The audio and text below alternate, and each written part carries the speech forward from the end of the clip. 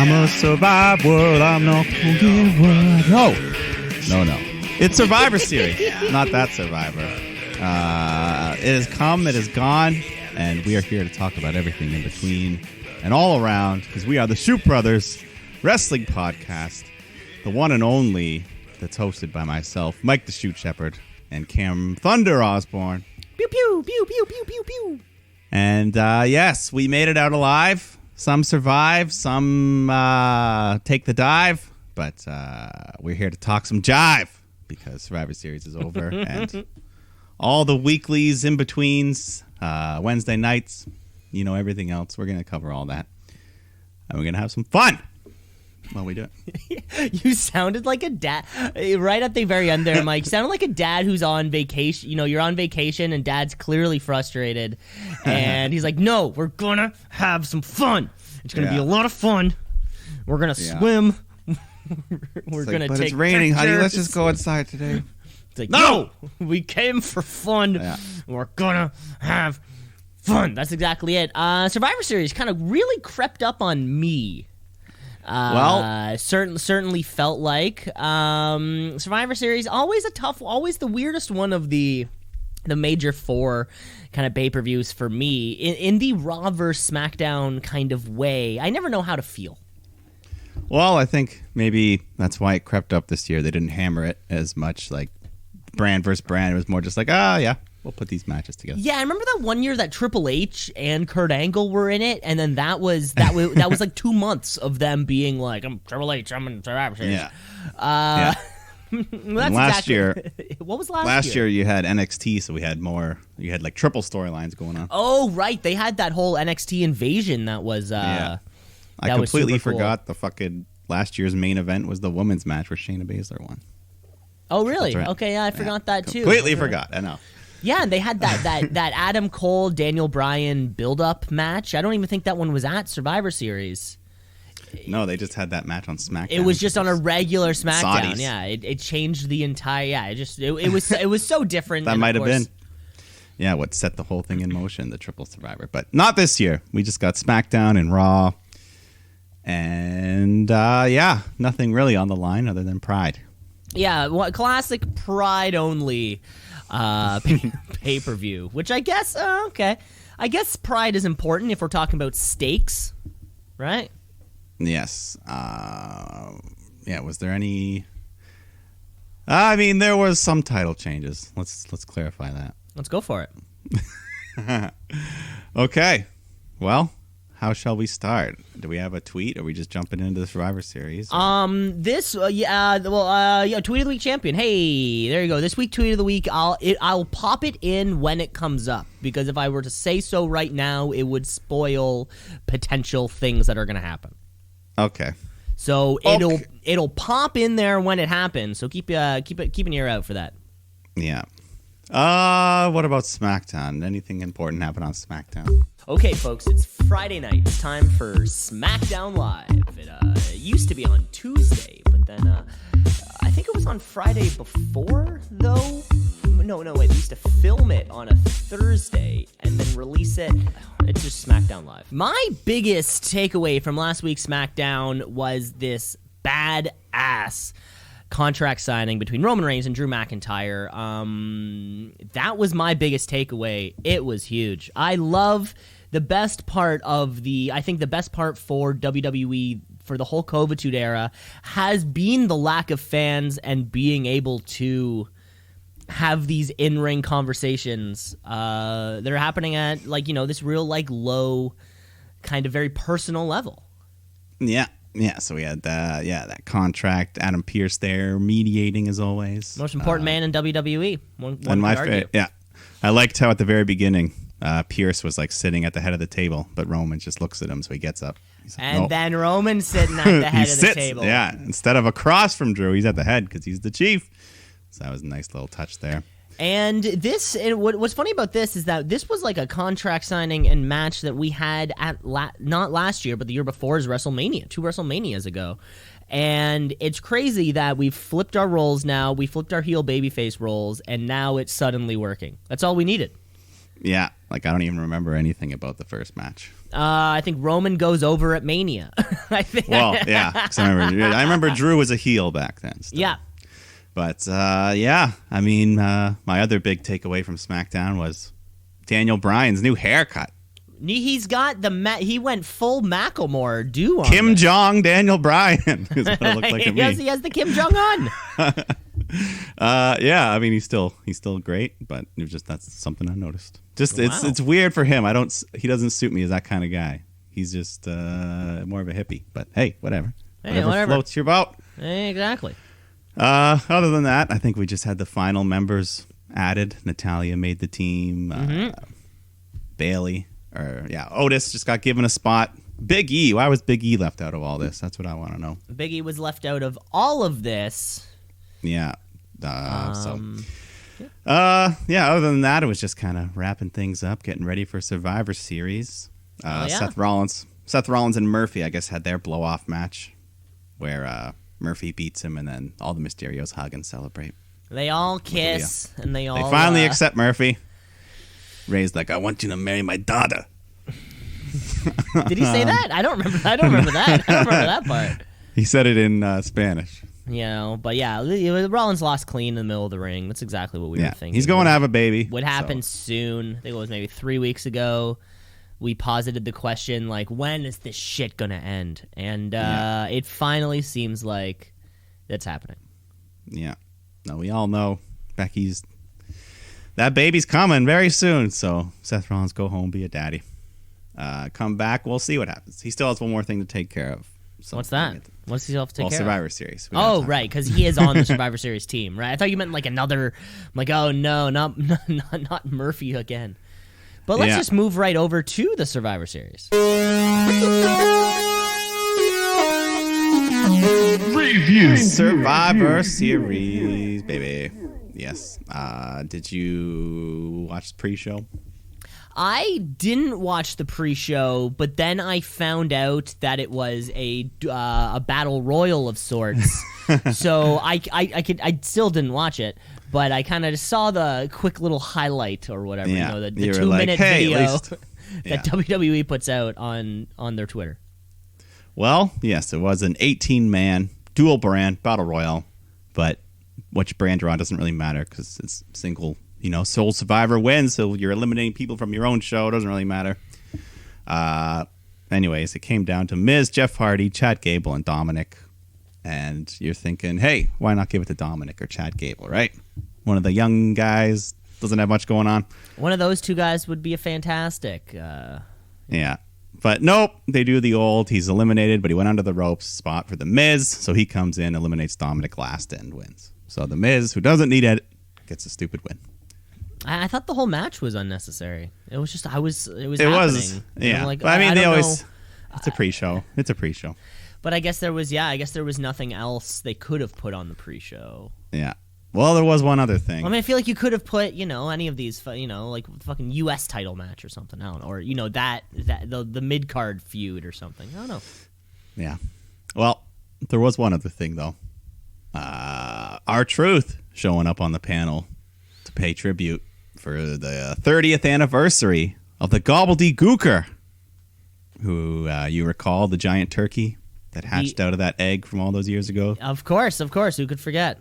Yeah, one of the most hated things ever. Even just saying the name Gooker doesn't feel right, Sounds a little racist.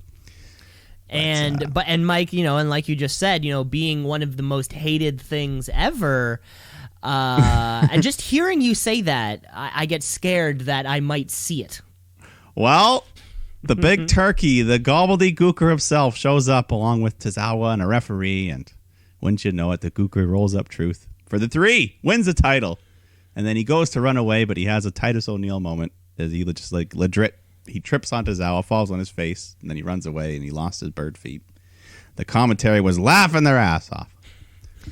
Yeah, nothing says I hate this more like WWE putting it on. Yeah.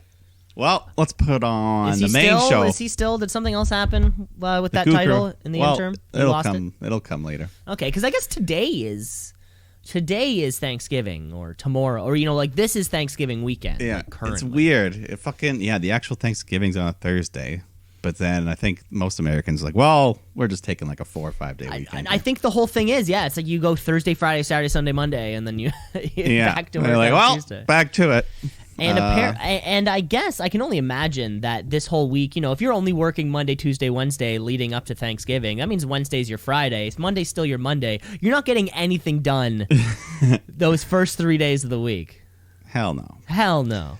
Hell no. But let's get to it. The main show brought to you by AC/DC, Shot in the Dark. The new album by the band that with a drummer who hired somebody to kill his wife. He tried to kill his wife? Oh, come on, Mike. You had to have heard about this. No, the drummer... Well, there's been like a dozen drummers in AC/DC. Well, the current drummer, Phil Rudd? Yeah. His name is?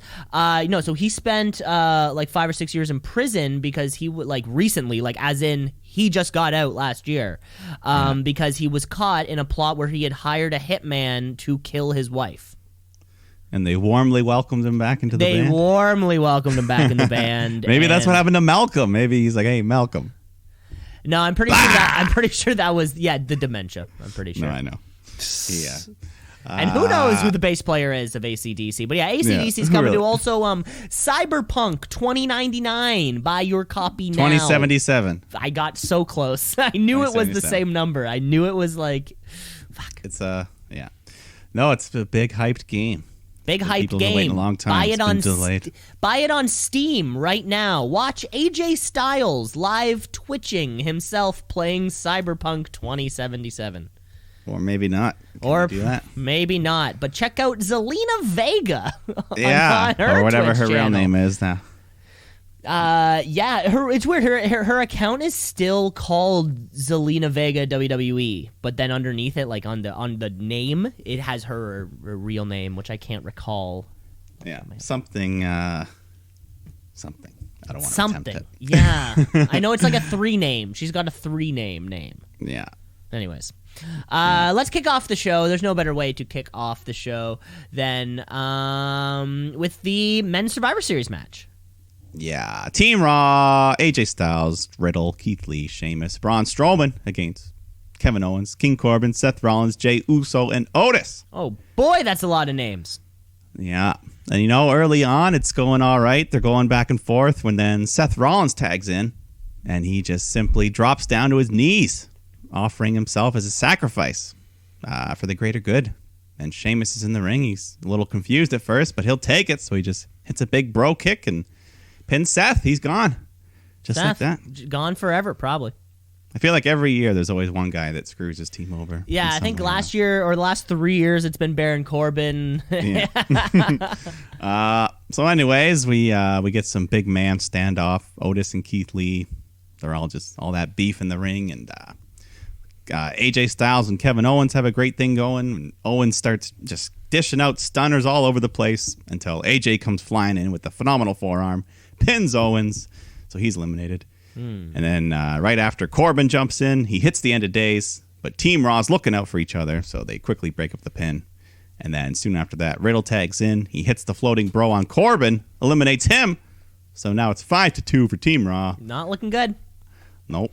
But they still got the big man Otis, so he squares off with the big man Strowman. Ooh, not looking good. Otis hits the Caterpillar, goes for the Vader Bomb, but Braun catches him, hits the Power Slam to eliminate him. So Jey Uso is all on his own. But he's not going down without a fight. He's throwing super kicks all over the place. He's diving over the ropes. But eventually, Keith Lee tags in just as Uso's going for the Uso splash. And Lee catches him midair on his shoulders. And then he just hoists him around into the Spirit Bomb. Gets the 3 count, eliminating Jey. And that wins the match. Clean sweep for Team Raw. Gotta say, what an oddly booked match. I like it though. Captain AJ, he did a great job rallying the boys. SmackDown had no clear leaders, no direction, so Raw did it. They all posed. They celebrate together as a family. It's cute the way they all came together. Yeah, I think, and certainly the Survivor Series. I'm trying to think of last year because there was that year, that Triple H Kurt Angle year where the 5-on-5 men's match being a kind of vehicle for booking future matches. Yeah, this was just its own little thing. Well, no, I was going to say, I mean, I'm trying to think of a reason why, Raw would come together so well. If there is a payoff larger than this, right? Well, are these 5 guys are going to be buds for the rest of the time. Of course, later on in the show, I think we get some Jey Uso Roman kind of conversations which occur. That sort of make the Jey Uso side of things booked well. But other than that, I'm curious what the future holds for these 5 men on Team Raw.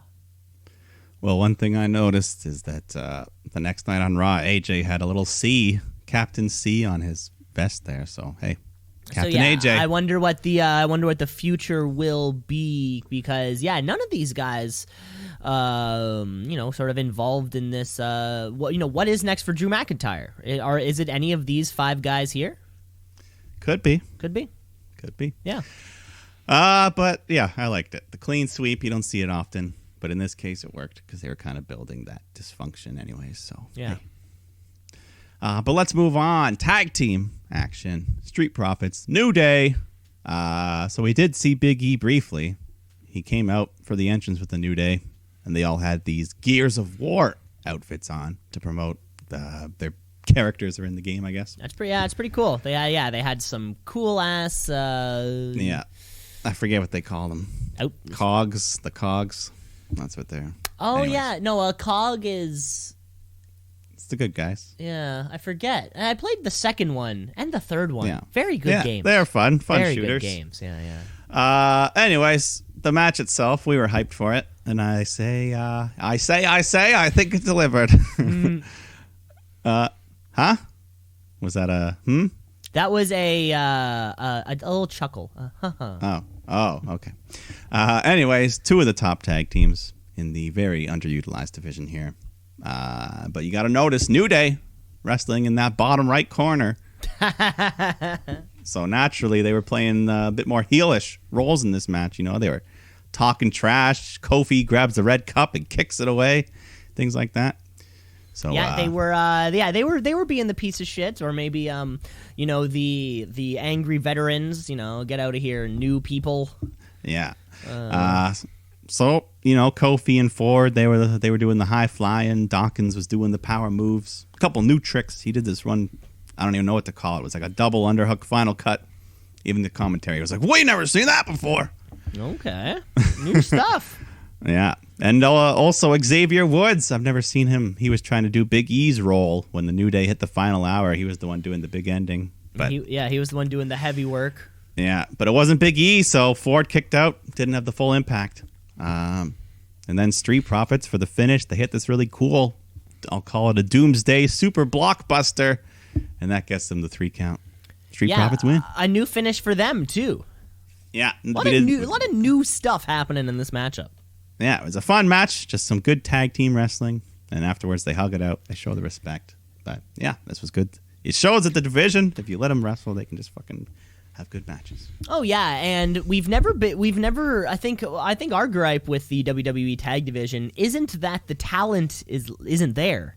It's that they're not booking it properly at all. Mm-hmm.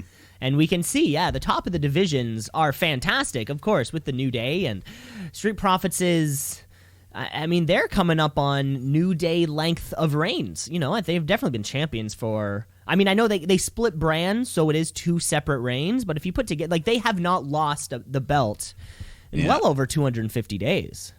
Yeah, no, they're having a hell of a roll, and that's a big win for them here. Beating one of the best teams. Over one of the best tag teams ever.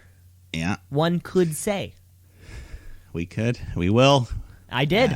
We did. Mm-hmm. But let's move on. Bobby Lashley versus Sami Zayn. The match that we were the least hyped for.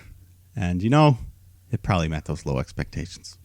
It was if there was ever, looking down the card, if you had to pick one of these matches that was going to be the squash, I think unanimously we could all kind of agree it would have been this one. Yeah. So there's no heat. There was, 2 heels facing each other is always a bit different. And it's so funny, the difference between, so these are 2 matches back to back where we had 2 baby faces, taking on each other, and then we have two heels taking on each other. Both, having to assume the other role, but it's so much easier in the face-face matchup for one of them to be the asshole, where in the heel-heel matchup, it's way more difficult for one of them to suddenly be the nice guy. Yeah. Yeah, it's more just kind of like, is one person meaner than the other? It's kind of what you're going for. That's pretty much what it came down to. Sammy was just running all around. He's scrambling because all the other Hurt Business members are there distracting him. He gets a couple moves in, but I guess the only part of the match I actually liked is when he's outside the ring and he purposefully walks into MVP's foot, falls down. He's like, he tripped me! Looking for the cheap DQ. He tripped him. Yeah. I mean, it was there, but the ref didn't buy it. So soon after, Lashley applies the Hurt Lock, gets the submission win. Yeah, he gets the submission win just like that. It's so weird. Yeah, it seems like the mid-card title. It is tough to kind of book that. It's certainly on our heavyweight side of it. Those are our two top dogs for both shows, and then the tag titles. They're the top tag teams, even the top women, and the mid-card title always falls in like they're doing their own thing on their own brand. Yeah, pretty much. Kind of have no reason to really hate each other. Yeah. In that same kind of way. Do you remember where it was like, I think it was a couple years in the Champions v. Champions, it just ended up being Baron Corbin and The Miz were the two who were, one held, I guess probably Baron Corbin held the U.S. title and The Miz had the IC title. And it's just like, this match is giving me nothing. There's no point. There's no point. Yeah, but if they want to follow that champion versus champion rule, they're kind of stuck. Yeah, I wonder if around Survivor Series time, do you think they ever book for Survivor Series, or because how would you look into that? Or Survivor Series just come around every year and they're like, doesn't matter who our champion's in, they have to face each other, whether it is Roman and Drew or Bobby and and Sammy. I wonder, like how much they care about Survivor Series booking. Yeah. I think once in a while. Every so often, you get something. You get gold. Like, remember when Jinder Mahal was supposed to face Brock Lesnar? Oh, yeah, and then they're like, whoops. AJ beat him like 2 weeks before. Yeah. Because they're like, no one wants to see fucking Jinder. We already don't want to see Jinder. Jinder Brock would be the worst match, but then I remember that AJ Brock match was fire. It was awesome. Yeah, exactly. So. Yeah. Good old Brock. I miss him. Yeah, I mean, who knows? I said it, I miss him. No, when he hasn't been around for 8-9 months, I mean, the whole pandemic era has been Brockless. I've been watching a lot of Brock Lesnar, or been trying to. There's really not many Brock Lesnar interviews. He's a quiet guy. He's not a social person. He doesn't like being around people. Hey, everyone's different.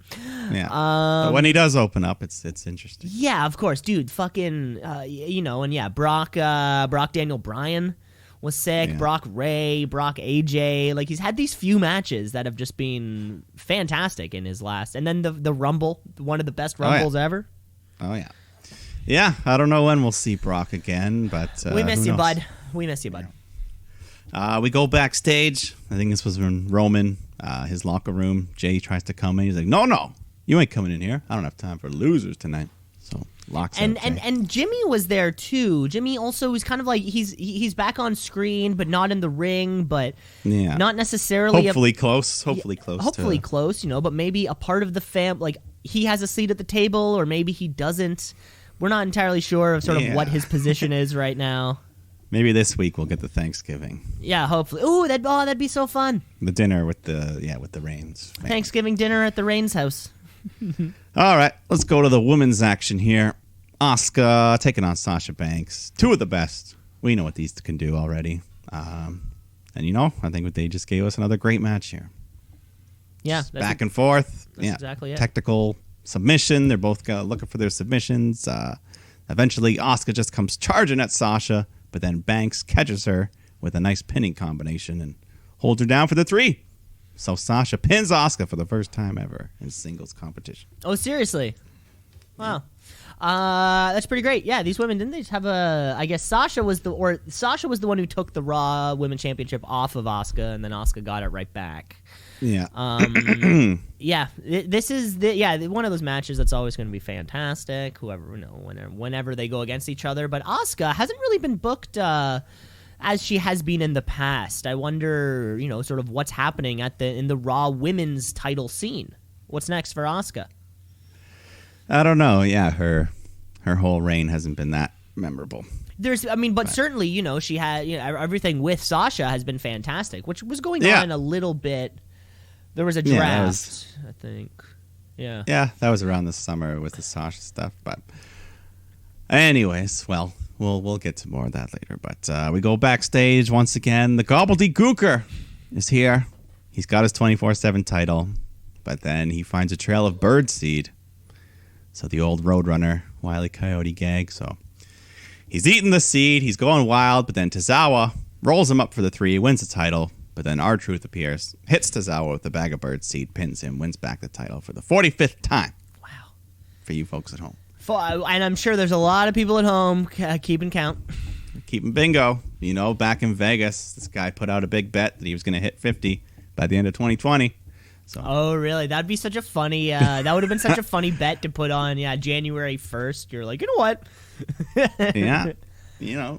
Somewhere out there's a book that'll take that bet. Of course. Vegas is struggling right now.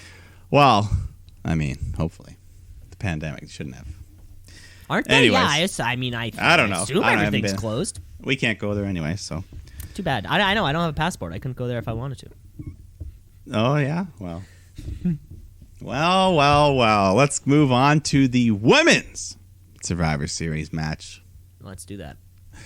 Nia Jax, Shayna Baszler, Peyton Royce, Lacey Evans, and Lana taking on Bayley, Natalya, Bianca Belair, Liv Morgan, and Ruby Riott. So let's just get into it. Early on, Team Raw's in control when, for the record, Lana tags in, gets in some real nice offense against Liv Morgan. Then her and Natalya have a great back and forth. But then the big bitch, Nia, is just like yelling, "Get out, Lana!" So Lana was doing real good, but then she tags in Nia. And then Nia and Shayna just yell at Lana, and they shame her, tell her to go stand on those steel steps and don't tag in for the rest of the match. So Lana's sad. She's crying. She's got smeared lipstick from the battle she was in. But then we just get back to the action. Peyton Royce and Bayley have a good back and forth, including this big superplex off the top rope, onto the floor, onto a pile of women. But then they go back in the ring, and Peyton Royce hits Bayley with the deja vu and pins her. That's a huge elimination for Peyton there. It's a huge, what the hell happened there? That was just a nice moment. Wow. Peyton's got cool new pink, purple hair. They were like, hey, let's do it. Let's go for it. So then Peyton and Natalya go at it, and there's kind of this botched submission thing going on. I don't know, but then Natalya just ends up doing the sharpshooter, so Peyton taps out. And then soon after, Natty's trying to hit the sharpshooter on Baszler, but Lacey Evans is legal, so she hits the woman's right, eliminates Natalya. And then Bianca Belair comes in, and she had those cool, what do you call it, like the reversible sequence pants. It's all the rage these days. You ever seen those? I know what you're talking about, but yeah, I don't know what they're called. You didn't notice it on her pants? No, yeah, I wouldn't know. I wouldn't know what you would call it. You're right. Reversible sequence is really the best way. I've never thought about that. Huh. So anyway, she's looking cool. Her and Lacey Evans climb to the top rope, and Lacey hits an awesome Spanish fly off the top. It was gorgeous. Mm-hmm. Yeah. And Riot Squad had some good moments too. They were tag teaming. The only team left in the whole division, pretty much. Yeah, the only team that still has like one animation and song. Yeah. Ruby. I felt like Ruby took a good beating here. Lots of like stiff kicks and. Anyways, eventually Shayna gets the Kirifuda clutch on Ruby, who flips over trying to pin her, but Shayna still got it locked in, and Ruby just passes out. While she's pinning, so Shayna releases at the 2 count, and Ruby's eliminated by TKO. Not submission. It's a TKO. No. Yeah. But then, so Liv Morgan comes in. She starts running wild, hits some nice moves. She pins Lacey with a crucifix bomb, so that eliminates Evans. But then Nia comes in. Liv tries to take her down, but the giant Nia's just hits a big, scary-looking Samoan drop. Kind of high on Liv's neck area, but that pins her. So SmackDown is down to just Bianca Belair And this was the moment where I started feeling bad for SmackDown. Just on the whole night. Just the whole night. I thought this is what you wanted. You wanted the Bianca Belair show. Oh, of course. No, I wanted Bianca Belair show. No, but this was the point where I was like, okay, so Team Raw, or like The Miz, a Raw competitor, won the Battle Royal, and then Team Raw wins. Well, they weren't even keeping score. No one was mentioning They weren't keeping score like they were in previous years, because I think they were like, shit, we can't have Raw go this over again. Let's not keep the score and see what would happen. Well, so anyways, we're down to just Bianca taking on Nia, Shayna, and Lana, who's still standing on the steps there. But yeah, this was the moment. Bianca got to show off that strength, that athleticism. She was looking good. Shayna applies the Kirifuda clutch, but Belair just uses her muscles to stand up and walk all the way over to the ropes. But she kind of passes out onto the ropes. But Shayna refuses to break the hold by the ref's count of 5, so Baszler is DQ'd. And that doesn't happen too often in. I feel like that doesn't happen too often in an elimination match. Yeah, just the general. Yeah, so that was kind of cool, seeing a unique thing. I guess it protects Shayna a bit. Yeah, it was a little different. So that just leaves Belair, Nia, and Lana, who's still standing in the corner. So Nia and Bianca, they're just brawling outside the ring. They throw each other into the steel steps. The ref's counting. He's getting high up there. Nia lunges at Bianca. She's dumped over the barricade. Bianca tries to dive back into the ring just as the ref reaches the count of 10, meaning it's a double count out. Nia Jax, Bianca Belair are both eliminated. Therefore, Lana is your sole survivor and winner of the 2020 Women's Survivor Series match. The sole survivor. And I love it. I love it. Has anybody ever been the sole survivor without ever having an elimination? Probably not. Probably not. Who knows? What a weird one. But yeah, by count out, I guess so. Our last three eliminations was a DQ, and then that double count out, leaving the ravishing Lana. Russian. She won. She earned it. I would have had her pin all 5 women, but this still works for me. Like right out the back, go boom, boom, boom, boom, boom, boom. Yeah. But wait, it was unique. It was kind of something we speculated before. Kind of at the Royal Rumble, if number 28 and 29 eliminate each other and 30 just comes out and wins. It was kind of like that here with Lana, but she was still in. She fought early in the match. She got her lipstick smeared. And for that, Mike, we have to put a pause on Survivor Series because it is time to crown a brand new Tweet of the Week champion. It's the Tweet of the Week. It's the Tweet of the Week. All right. And we knew it was coming. We were hoping it was coming. Of course, Lana being the sole survivor, and the internet was exploding. She was trending on Twitter. Did you know that? Well, I watched the Chronicle. Oh yes, of course you watched the Chronicle. It was great. Dr. Dre's The Chronicle. And, so we got to crown a new Tweet of the Week champion, of course, Nia Jax, defending against the masked up world. Nia Jax still not wearing a mask. Watch out if you ever see Nia Jax in person. Don't go hang out with her. I hear she's eating a lot of barbecue food these days. But this week's Tweet of the Week champion is going to go to an entity, and I say entity, in which was won this award before. They're already a one-time champion. They made themselves a two-time champion. We're giving this award to this week's Tweet of the Week champion, the WWE. Oh.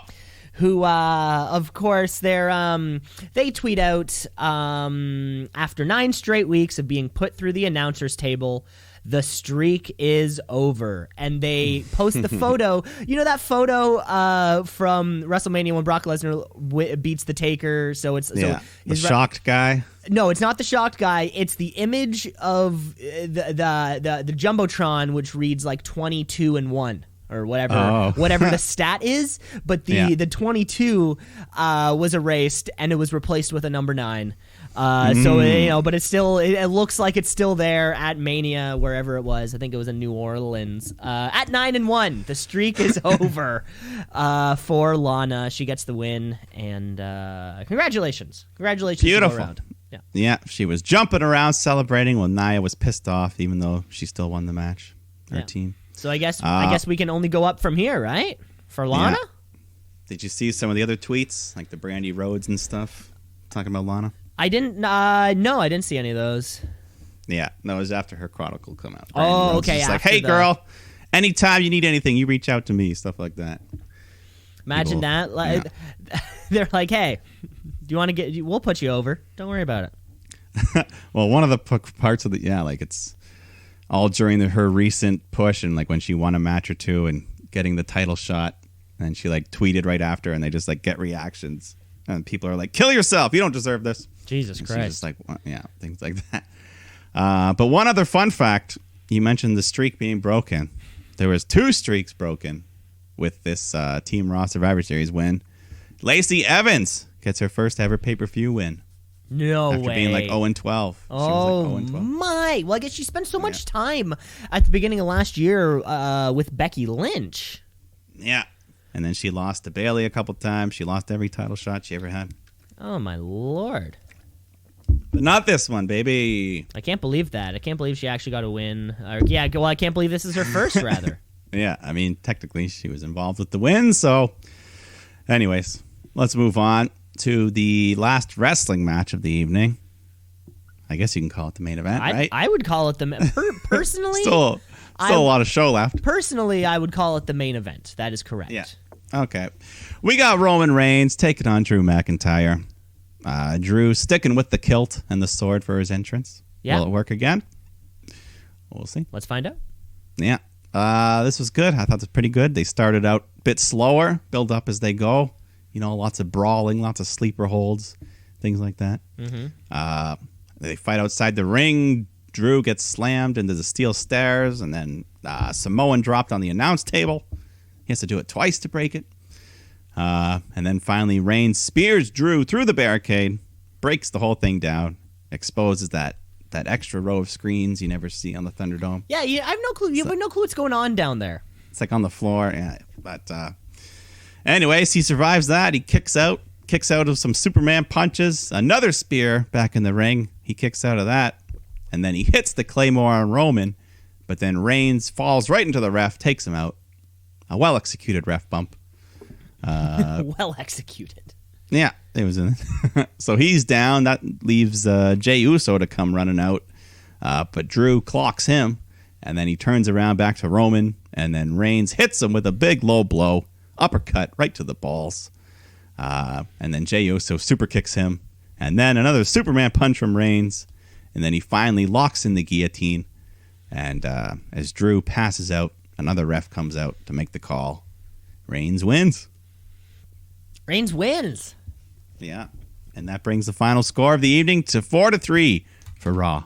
4-3, not as lopsided as previous years, of course, but Roman Reigns putting together this like string of match of the year, and I think this was no different. It was so much better than their one at 2 Manias ago, like you said, Mike, earlier on the show. You could hardly remember.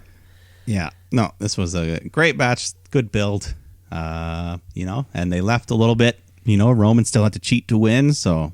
Cheat if they to ever win, want to go back baby. to this match. Cheat to win. Yeah, so the Chief, he hugs Uso and celebrates with Heyman at the top of the ramp. But that's not the end of the show. We still got 35 minutes of show left. Was it that long? Holy shit. I must have I must have fast-forwarded through a lot of it. Well, you didn't watch it live, baby. Yeah, I didn't. I did. So this is time. They've been promoting it all month, all throughout the night. This is the final farewell for the Undertaker. So we start out by bringing out a bunch of performers from the Undertaker's past. Shane McMahon, Big Show, JBL, Jeff Hardy, who had some cool Undertaker face paint on. Mick Foley, The Godfather, Henry O. Godwin, and Phineas I. Godwin. You know them? Never heard of them. Their initials stand for Hog and Pig. Okay. Anyways, they were a tag team from the 90s. Okay. Who else? Savio Vega. Was that another guy you might not know? Yeah, there was a few people up here that I just kind of didn't know and sort of moved past. Rikishi, Kevin Nash, Booker T, Shawn Michaels, Ric Flair, Triple H, and finally his brother Kane. And they all got full entrances. Yeah, they all separately. had the full go like at music. Yeah, they came down. So we got 15 full entrances of all these men coming out. So they're all here. They've all gathered. Now what? Well, we fade to black. We play a nice video package. Yeah, what now? What? A Metallica-fueled video package. Yeah. Well put together, of course. Normal shit. They always do. Of course. Yeah, the whole chronicling the whole career, and they kind of have wrestlers talking in the background, like interview style, just, the legacy. Anyways, then we cut back to the arena. Everyone's gone. They all came out, and they're gone. They're gone. Except for Vince McMahon, who's now in the ring and gives a quick little speech about the 30 years Undertaker's given to the company, and, he will live on eternally. And then he does one final intro for the dead man, the Phenom, the Undertaker. And then the lights shut down, and we just get tons of pyro shooting off, fireballs everywhere. And then my favorite part was the big Tesla coils, which played the Undertaker's theme song with lightning. The sounds were made with lightning, which some people online didn't understand. They were like, why was there this shitty chiptune going on? I don't think they got it. Some people. Anyways, then the big dong hits. Lots of smoke and fog enters the room. And then we just see the figure of Undertaker appear. And he makes a slow walk for the very last time. Although this time there was like a platform that lifted him up. Instead of using the steel steps, it just like raised him up. Hey, who knows? And they were piping in fake Undertaker chants. Yeah, and a lot of fake thank you takers. Yeah, This was it was the funny. moment where I was really curious why the people who would be backstage would not be out and about in the Thunderdome. Yeah, why didn't they stay there? Just like stand outside the ring and clap for him. I and mean, shit. they had at least like 40 people there. At least, I know. I'm going to say. I don't get it. I don't get it. Yeah. And it was funny, too, because Taker would like pause for the fake chants. Like, oh, gotta let them finish. Gotta let them chant. But then he speaks, and it's just basic stuff. Just, I've been laying people to rest for 30 years. My time has come to let The Undertaker rest in peace. And then he gets down on one knee, and he poses as a hologram of Paul Bearer appears. That was the other part I liked. Hologram tech. Yeah, looked good. I don't know. I haven't seen that since Tupac. Well, other people have done it. Who else has been hologrammed? Kim Kardashian's dead father. Robert? Why are we hologramming Robert Kardashian? Kanye West paid like $1 million to have his dead father wish her a happy birthday or something. Wow. It was very recent. I saw a clip of it. It was so weird. I would love if and he puts himself over. It's like, and you married the most creative man in the world. See, if I could pay to have a hologram of Robert Kardashian, I would have him giving OJ legal advice. I think that's where I would. OJ, you did it, but we're gonna get you out. Yeah, I'd hear him say, "Put on the glove." That's what I want. That's what I want Robert Kardashian to put on the glove. They won't be able to prove it. So, anyways, Taker, he stays in that pose for a while. The dong plays its final salute. Did they do a 12 dong salute? I didn't count the dongs, but there was quite a bit. Probably was 12. No, is it a 21 dong? Is it a 21 dong salute? What is it? Is it 21 I don't know. One's salute? a gun, one's a bell. Yeah. I think 21 guns. That sounds like a thing, song? Like the Green Day song. Yeah, okay. 21 guns. But so he gets up, he leaves, he walks up the ramp, he raises his fist, and then he finally walks through the curtain for the final time. So we're told. Hopefully. But overall, probably a pretty shitty final farewell. No fans there, no real reaction. I get the whole 30th anniversary thing, but you didn't have to stick to that strict date. Yeah, I feel as though you could have pushed it a little bit, maybe at least Like we already know he wrestled his last match. He can do a farewell anytime. Exactly. The farewell kind of could be any time, or maybe just don't farewell. I guess who knows? I guess he still has a Hall of Fame. He'll still have one more. Because Mark Calloway does not seem like the type of man to assume a backstage producer role and or on screen yet not wrestling role. He sort of seems like a quiet, mind his own business kind of guy. He's not going to come back like Kurt Angle, or he's not going to come back like Shane. or something like that. You know, does that make sense? Yeah, no, I thought, if this was the final farewell, it was pretty underwhelming. But yeah, I guess they did a great job at, just kind of highlighting him. The production side of things are always great. Of course. Yeah. The lightning, I love those Tesla playing the song. And maybe that means, who knows? Yeah, the next time we see Undertaker, he'll be Mark Calloway. He'll be. Mark, yeah. I hope, and now especially, I think it's a really important time in a professional wrestler's life when they do retire, they can finally just shave their head and kind of admit it. And I really do hope the next time we see Undertaker, he's kind of committed himself to, hey, I'm going bald. I can't do this forever. Kevin Nash did it. It seemed to work well for him.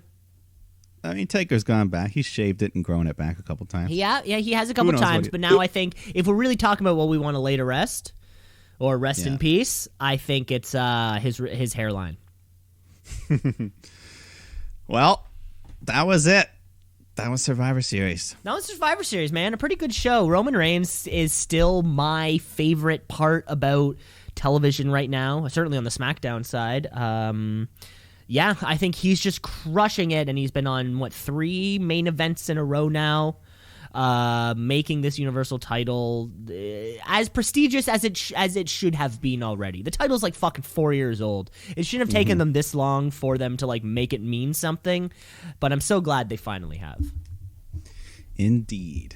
Well, let's move on because the wrestling world doesn't stop. It was Sunday, and as the sun will rise tomorrow, Sunday will always fall before Monday. And what else happens on Monday? Monday Night Raw, baby. Let's get raw.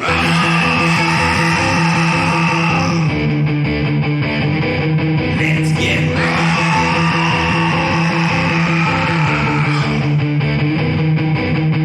On the USA Network, if you couldn't tell by the fucking T-shirts.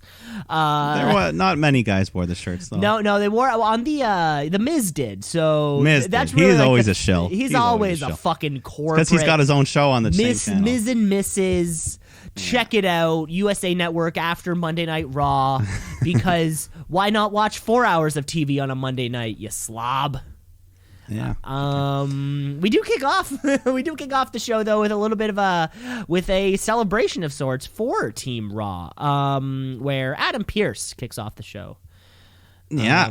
Suggesting, hey, he comes out, gives congratulations to the Raw team, and maybe suggests to himself, hey, maybe one of these members of this team should have a championship opportunity taking on Drew McIntyre. Yeah, going 5-0 deserves a reward. So, hey, I want to give each of you a chance to state your case. So yeah, Team Raw comes out, AJ with his little captain thing, but I don't know if you glanced over, Matt Riddle was wearing University of Florida Gators colors, that sort of beat him scheme. Braun Strowman still is covering his hands. I don't know if he wants you to get them anymore, maybe get these gloves or something, I'm not entirely sure. Sheamus is doing Sheamus thing, but Keith Lee, over on the other side, seems to be sporting attire more similar to what we are familiar with the Limitless One wearing. Huh. Ah.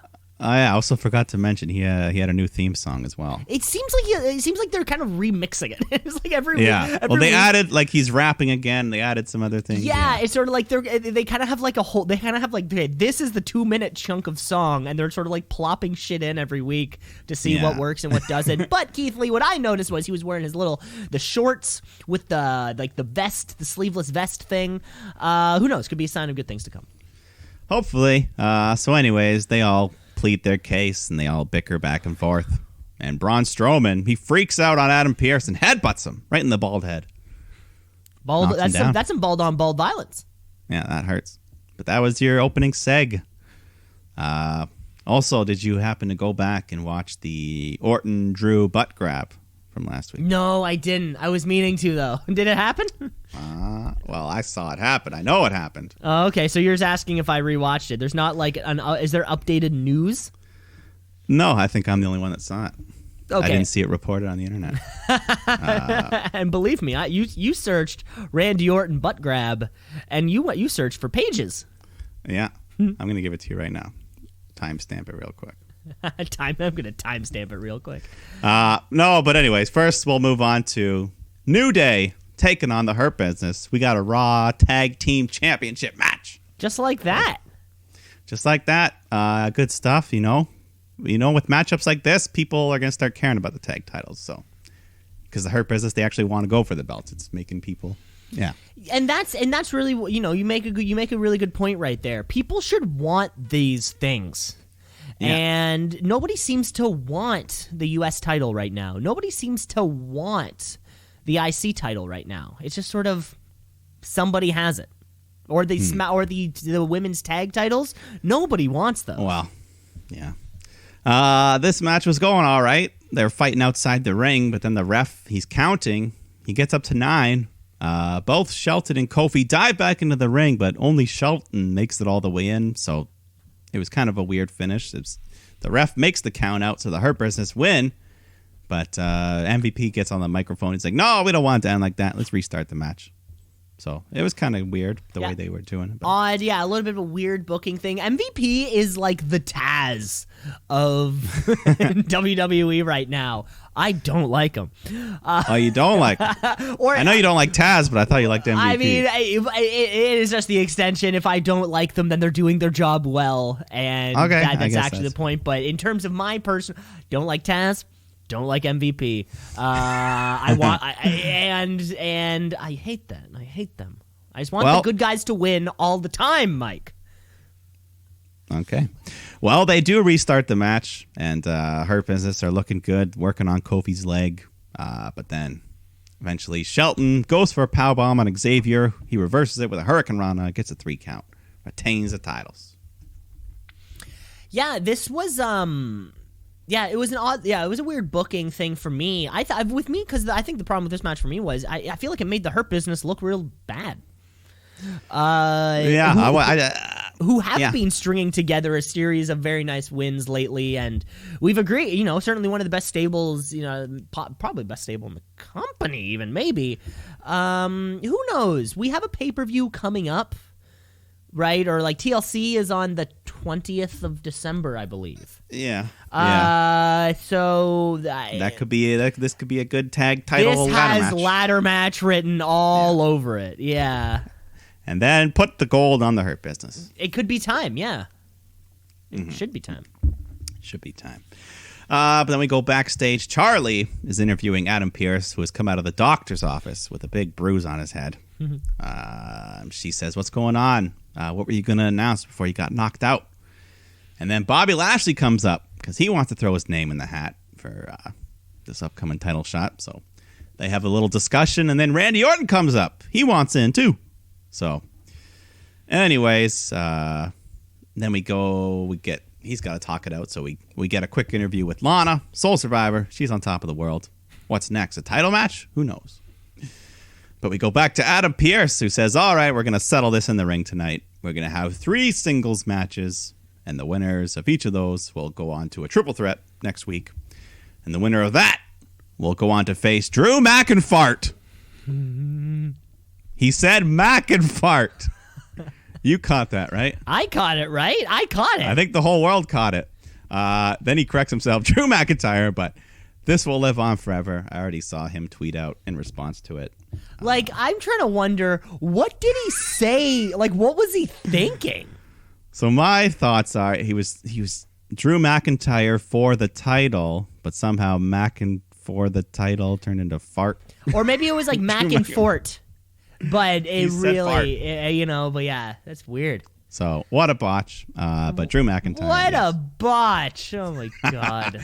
That was hilarious, though. If you can't laugh at that, what can you laugh at? No, that's a good point. Drew McIntyre, though, does sound like an unreleased, Garbage Pail Kids card. Yeah. I remember, there was Mad Magazine, and then there was Cracked Magazine. Yes, Cracked Magazine. Yeah. I remember Cracked had these fake Pokemon, Pokemon cards. Oh, yeah. You could do that. That would be Drew McIntyre. Sort of like little Garbage Pail Kids-esque. Yeah. Like Pikachu was pick and chew. He was picking his nose. And eating it. That's funny. Or chewing it. Yeah, and there was other things. Yeah. So, yeah. That's that. That was one of the highlights of the show, I'll be honest. let me give you something real quick here. Click this link, and it'll take you exactly to what you want to see. It'll take me to the butt grab? Yeah, I've time-stamped it. For the folks at home, we want to hear your live reaction. You've even time-stamped it. Okay, here we go. Yeah. Let's see what happens. Introducing the new This is an advertisement. Oh, We don't promote advertisements here on the podcast. Oh, it's not time-stamped. Oh, why is not? Oh, well. I'll listen to it in my. I'll check. No, it. go to 435. 435 here. We're scrolling. Okay, here we go. Yes. It's Drew McIntyre about to fall to the three most dangerous runners in all of sports entertainment. For the RKO. Claymore. We got him. Drew McIntyre. You saw it. Or it's almost like It's almost like he just wants to get his hand out of the way, but then realized his butt was I there. think it was a pat. Like, good job. Because it is really, really quick. It's so Drew McIntyre's kind of arched up, and it's between the time that the three happens and Drew collapses back on the ground. It's like 1, 2, 3. Yeah, exactly. That was a nice one. That was funny. I just had to share it. That was a funny one. Had to share it. Anyways, you know how appropriate. The man called Drew McIntyre gets patted on the butt. Anyways, enough of that talk. Let's move on. Sheamus taking on Riddle in the first of those 3 qualifier matches. Sheamus is still all angry because Riddle calls him Fireface, Fire Crotch, all that shit. So they actually had a good match, though. Good rough, beat each other around. Riddle's lots of stiff strikes, kicking each other in the head. Sheamus hits a big white noise off the second rope, but Riddle kicks out of that. Eventually, Sheamus goes for a clover leaf. Riddle rolls him up, gets a 3. So he's moving on. Yeah, real kick-ass wrestling match. High just energy, stiff kicks, punch, and then just like we were saying, how it does come to book Survivor Series, sort of like right before the the matches themselves, and then right after, having these 5 guys going at it for an opportunity. Suddenly, that makes a lot of sense. Yeah. Good follow-up. More follow-up. We go backstage. Asuka walks up to Lana. She heard the interview earlier. So she just says, "Hey, I heard you want to challenge me for the championship." But Lana's too modest. Like, no, I'm not ready. But you're one of the greatest. But Asuka's like, that's okay. I like challenges. I accept. See you in the ring. So hey, good for Lana. Good for Lana. Great for Lana. Great for me. We go to the Firefly Funhouse with Bray and Alexa, and they're talking about friendship and how friends will always let you down. And Bray says friends are no good, just like your opponent tonight, Nikki Cross. And then we get the debut of a new character, the Friendship Frog. This fancy frog. He's got a hat. He's got a monocle. He's got a little bow tie on him. Yeah. He's very classy. Classy guy. Tells Alexa, hey, pay no attention to Bray. You can't let a dear friend like Nikki just hop away. Alexa turns, and she gets the demon eyes, and then she just smashes the frog's brains. Whoops. So, YouTube kept playing on my phone. So sorry. That's okay. Sorry. So she smashes the frog's brains in, and then Bray says, that's enough. Join us for a brief moment of silence. And then we just get this slideshow of sad, sentimental music playing as we see the frog grow up from tadpole into frog, graduation, becoming the Friendship Frog, 1980 to 2020. They made me laugh a little bit. Yeah, almost like, you can hear, nice tribute. Like a little, the montage you would the montage see with at the somebody's shitty wedding or something. Yeah. Bray says it's a real shame he croaked, and then they both laugh as the segment ends. Yeah, but Nikki Alexa is the match we're getting later, kind of furthering this Alexa's dark side. Yes. Yeah. But before we get there, we got the Raw Women's Championship match. Asuka defending against Lana. Before the bell can even ring, though, Nia and Shayna come out to watch from the commentary table. So, anyways, the match is going good. Now Lana's getting a couple nice near falls. She avoids the baseball slide from Asuka. But then Nia and Shayna just start chirping at Asuka for not being able to put Lana out quickly. So Asuka grabs a water bottle, dumps it on them. So Nia hits Asuka, causing the DQ, ruining the match. And then afterwards, they're double teaming Asuka. Nia picks her up, ready to Samoan drop her through the table. But Lana is the one that saves Asuka. And then they go to leave, but Nia gets on the mic and says, "You started something, finish it." So they'll have a tag match later. Oh, I thought they just the two kind of rolled into one. The tag match? Oh, I thought it was like I guess. back to Well, back. there was one thing in between. There was R-Truth. Oh, that's why. That's why I thought they were back to back. Yeah. Well, championship circumstances. He's advertising. He's doing the WWE shop Black Friday deals. Yeah. When Drew Gulak appears, goes for the pin, but then the lights shut out. The Fiend. So everyone runs off. Truth runs off, but then the Fiend rises up, and it's Drew Gulak. Oh wait, no, it's Akira Tozawa wearing a Fiend mask. Imagine that. Imagine if the Fiend went for, I hope I would 24/7 title. I know I would hope the Fiend goes to the 24/7 title only to retire the 24/7 title. Yeah, it's just like no one wants to challenge me. So. Exactly. Nobody wants it, so nobody's going to beat him.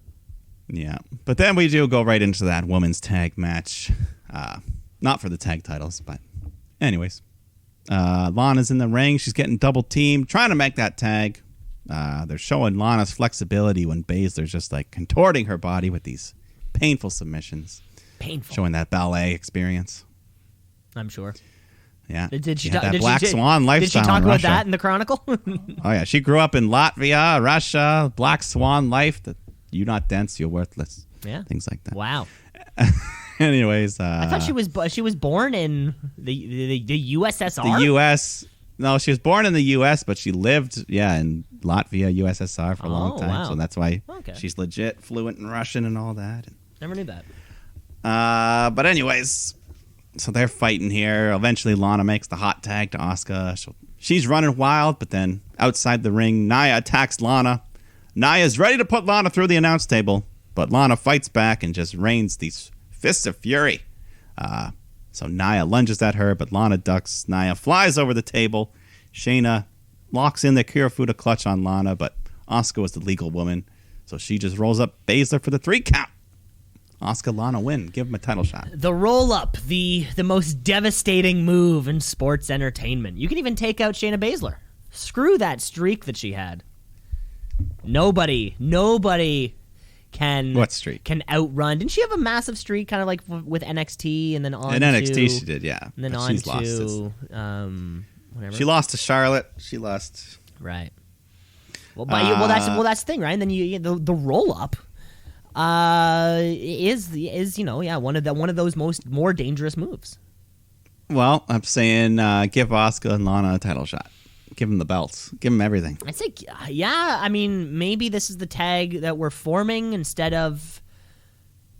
I mean, like we said, Asuka's been a little cold lately. It would be great to see, the Raw Women's Tag leave Raw maybe temporarily, so they could challenge a team like the Riot Squad or whatever this Peyton Lacey nonsense has become. But we'll see. We'll see. But we got Keith Lee taking on Bobby Lashley. Another qualifier for next week. A lot of beef here. A lot of beef in this ring. Oh, beef. They had a nice, big, strong man match. Bobby's trying to apply that hurt lock, but Lee is just so damn big. Can't get the fingers all the way around. Lashley gets his head cut open at some point. I didn't see where, but... There was a lot of hurt lock teases in this. He really went for that maneuver. Well, that's his go-to. But he does show some great strength. He's able to lift and suplex Lee. But Lee fights back. He's in control when MVP slams him into the ring post behind the ref's back. So Lashley tries once again to get that hurt lock, but Lee escapes, slams him down. So MVP just jumps in and attacks Keith Lee, causing a DQ. Just like that. So costing the Hurt Business at a chance of gold. Yeah, that's not going to fly well, I don't think. But, so Keith Lee moves on to next week. But once again, a shitty finish for a Shitty TV finish. match. I honestly, this match wasn't very good. It's sort of lack of chemistry, certainly. No real semblance of story. We kept trying to go back to that Hurt Lock, which is weird, because somebody with, the raw power of Bobby Lashley and the explosiveness of Keith Lee, you think it would kind of mesh, but I guess not on this night. I mean, yeah, it's just been their booking of Keith Lee in general. So I mean, not bizarre. that it was their... It's like, I don't think they Vince doesn't know what to do with them. He's a big guy who doesn't wrestle like a big guy. Yeah, because he can do little guy things, but Vince is like, big guy. yeah. It's, we need him. Because Keith Lee is sort of, certainly with his time on NXT, has come across as somebody who can work with anybody, even though he is the size of somebody who can only work with big guys. Yeah, who knows? But at least he's moving on to next week. So bizarre. Yeah. But let's move on. Nikki Cross taking on Alexa Bliss. One small little thing I noticed during Alexa's entrance on her Videotron, she's got like the Fiend face, but I could tell by the shape of the eyes it was her face wearing like a Fiend mask. So yeah, she's got a new, there's a little bit of a look now. Certainly something that is probably available now at WWEshop.com. Get it just in time for Black Friday. Well, yeah, that's what I'm wondering. Like, we've seen the eyeballs. I'm wondering if the final transformation is when she finally does dons her own mask. Yeah, I hope that is the case. Because but I can also see Vince being like, she's too pretty to cover up. Well, and that's kind of the problem, yeah. And then it has like this opposite Mia Yim effect, and you're like, okay, so why can Mia Yim wear a mask, but not Alexa Bliss? And given the McMahon support of the Trump administration, there's too many terrible implications. Yeah. But anyways, on to the match. Nikki, she's trying to talk to Lexi, but Alexa's just acting silly. She's posing, getting Nikki to chase her around.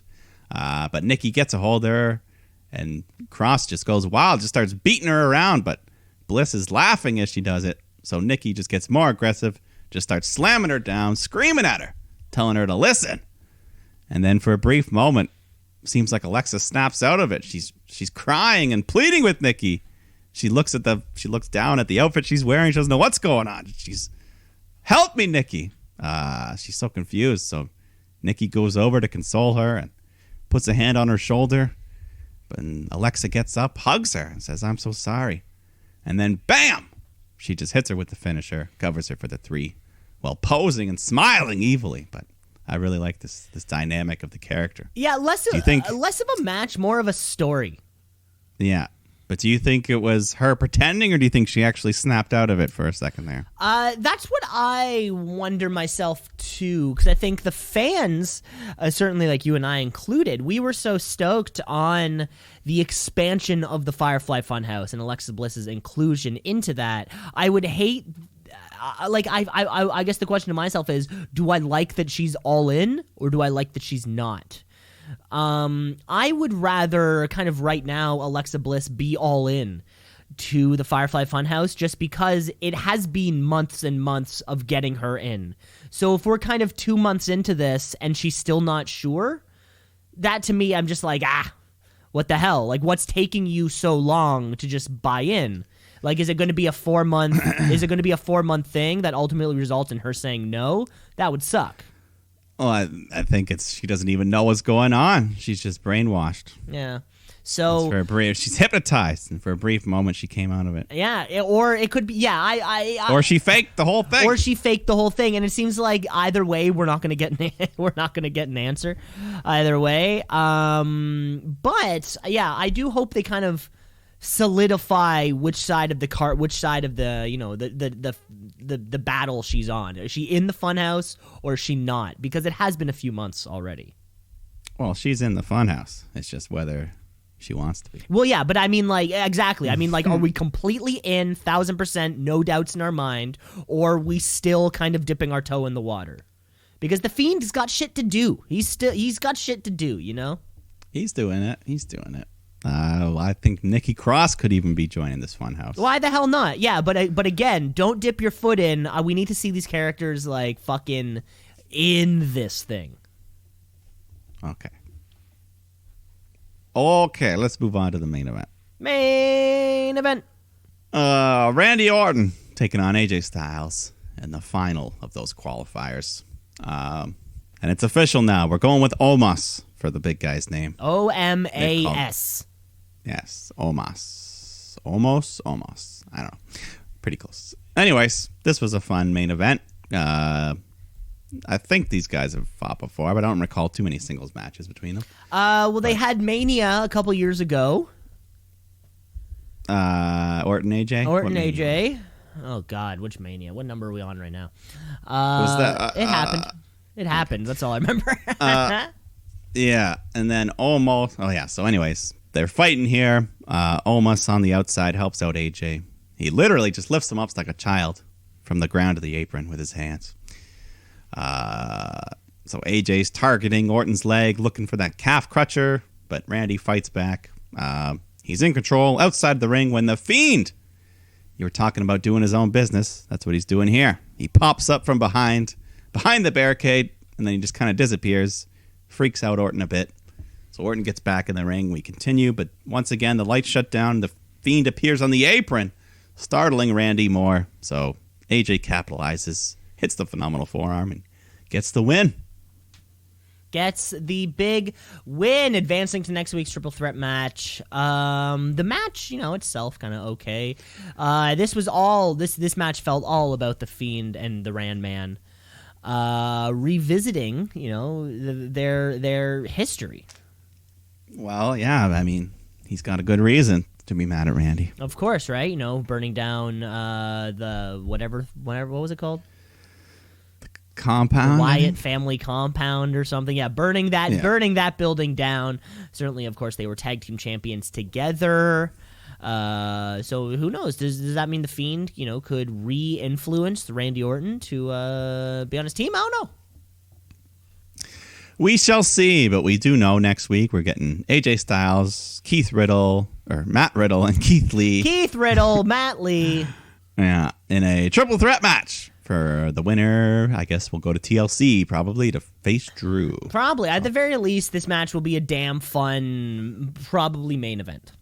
Yeah, I like all three of those. They're pretty fresh matchups. I'm glad it wasn't Orton and Lashley and whoever else. Sheamus. Orton, Lashley, Sheamus, I guess would be the worst case scenario. Yeah. So, hey.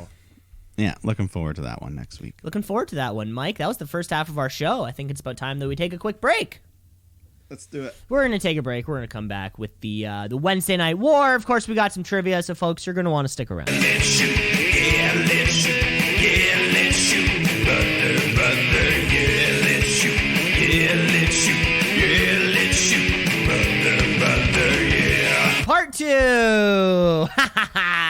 You have no clue what we were talking about before the break there, but thanks for sticking it out through the break with us, Mike. We are in the glorious time. Oh my God, I'm not even going to say what I was about to say because a lot of people would disagree that we're in a glorious time. Well, actually, here's full disclosure. I was going to say we're in the glorious time where a pay-per-view just ended, so we've got like months until the next pay-per-view. And then I remembered, I was like, no. Because it's almost 3 things. We've got like 3 things to go before, which is a whole thing. But before we get to our Wednesday Night War, at least, because we do have our War Games pay-per-view coming up. And winter is coming. And winter is coming, baby! But before we get to all that, how about let's kick off the second half of the show the only one we know how, which is with a little bit of trivia. Trivia. Woo! Trivia. Woo! Hey. All right. Oh, Mike, I have 4 questions for you this week. Okay. They're short. They're short one. They're short little questions. Okay. Mine were easy to come up with, so I'm gonna give you 6. Okay. I have more, but I'm gonna cut it in half. Okay. How about then you kick it off then? Okay. This one was inspired by last week. Or was it 2 weeks ago? I can't remember. But when Drew McIntyre won the title on Monday Night Raw, a rarity, a special occasion whenever that happens, So that's what the trivia is going to be focused around. We're talking about specifically Raw world title changes. So any of the 3 belts, the one that's retired, the big gold, the Universal title, and the WWE title. Okay. So, it's changed on Raw. All those belts have changed on Raw at some point, and we're going to do some trivia for that. Okay. So let's start off simple. Who is the only person to win the Universal title on Raw? Universal title. Yeah. Okay, so who are the only people? I think the answer is Kevin Owens. Indeed. In August 2016, the Universal title, Finn Balor won it. He vacated it. And then, yes, Kevin Owens won that fatal 4-way. It was him, Seth, Roman, and Big Cass. Big Cass of all people, that's right. Never seen the match. I just know it exists. Yeah. Does that make sense? It was fun. Right on. And another fun fact to go with it, the Universal title has been vacated more than it's been won on Raw, with twice it's been vacated. The title that's been vacated more than it's been defended. Wow. Yeah, at least on Raw. Wow. Okay. Let me hit you with another quick one. Sure.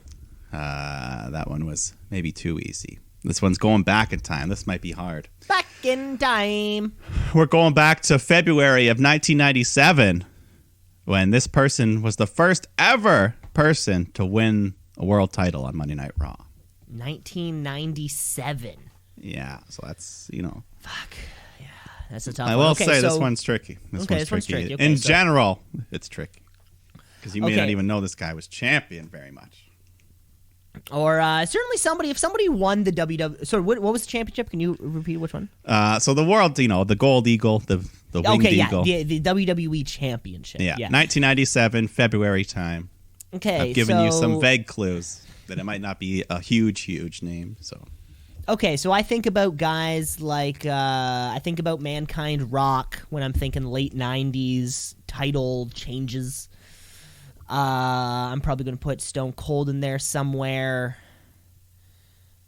Well, yeah, Mankind, Mick Foley, like who the man known as. Of course. So I'm gonna say if not one of those guys, or maybe certainly Triple H.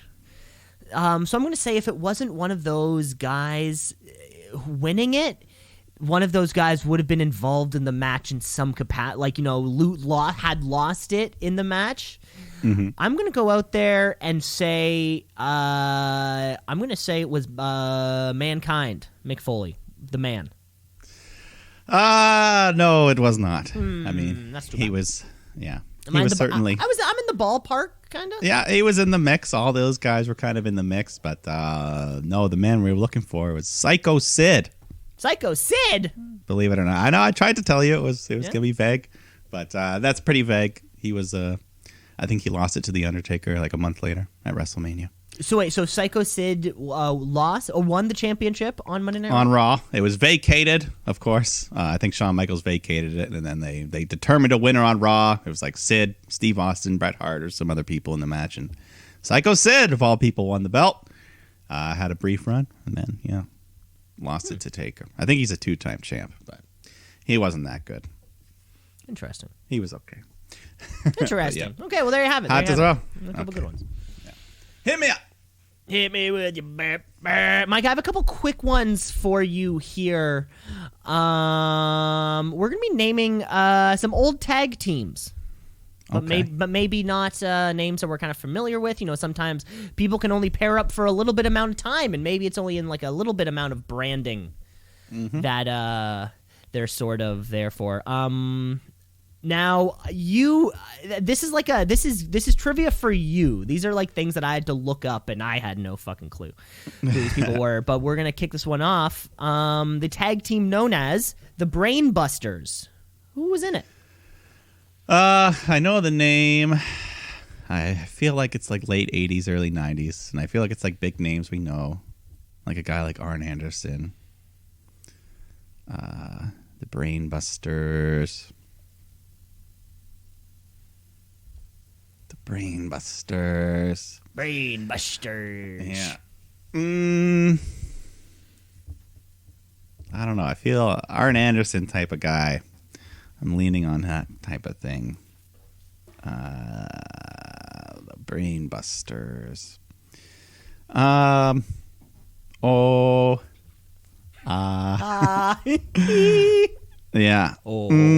Are these? So do you recognize either of the names of the members of the team? I know both of the names of the members of the team. Okay, Yes. so it's yeah. I just didn't know that they, this was kind of. No, I know the name. I just can't. Yeah. I can almost like picture them coming down with their things on. Like a little. What things? Just like that. There, how like FTR wears trunks, but they wear like jackets over their trunks. Like the little wind. I can almost picture how that type of look. FTR. Interesting. FTR. Okay. Yeah. Interesting. Okay. FTR, Tully Blanchard, maybe. I'm going to say Tully Blanchard. And,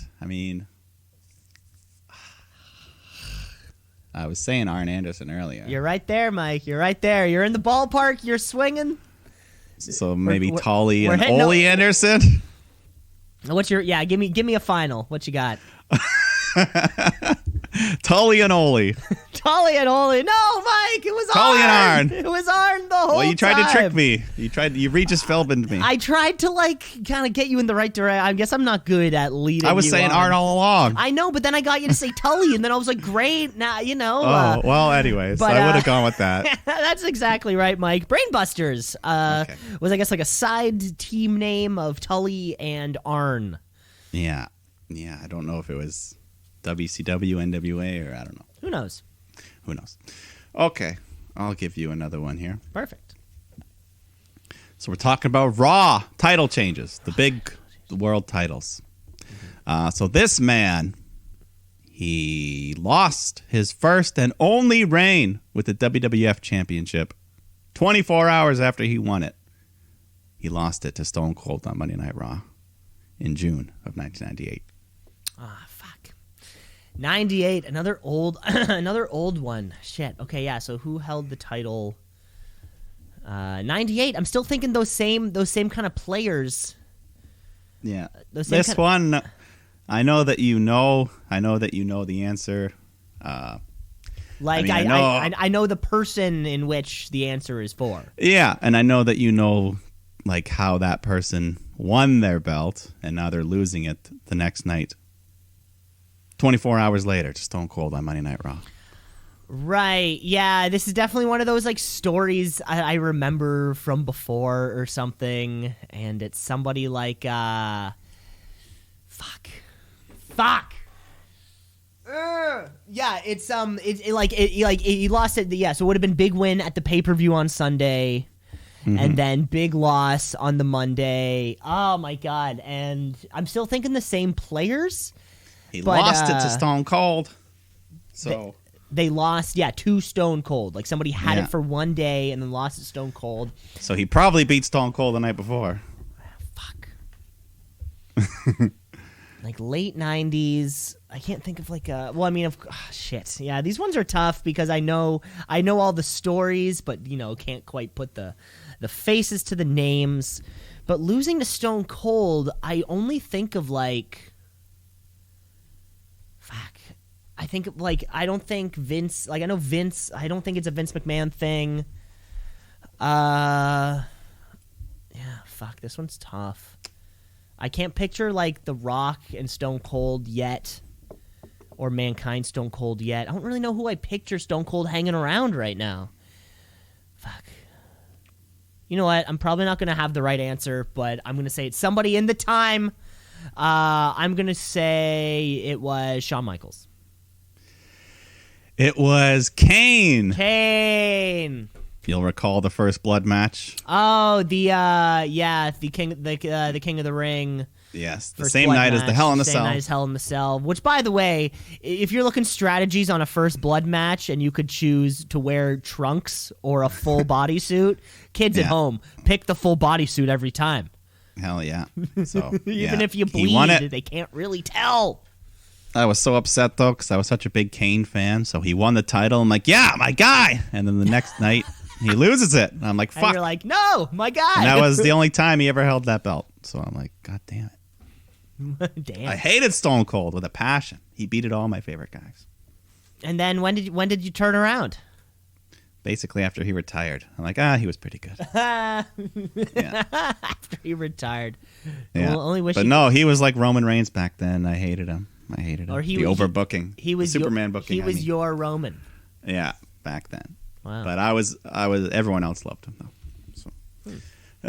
Anyways, where does that leave us? You want to give me another one? I'll give you another tag team right now. Okay. Sir, because we're looking at another tag team. The name of the tag team were the Mega Powers. The Mega Powers. Okay, of course, that would be Hulk Hogan, Macho Man Randy Savage. There you go. Some are easier than others. Because that was like a tagline of, so they were a team for a year, and then they faced each other in the main event of WrestleMania 5, and it was the Mega Powers Collide was the big poster. Wow. Okay, So I'll never okay. forget that. Anyways, okay. Let's move on. You want some more modern? I'll give you more modern. Who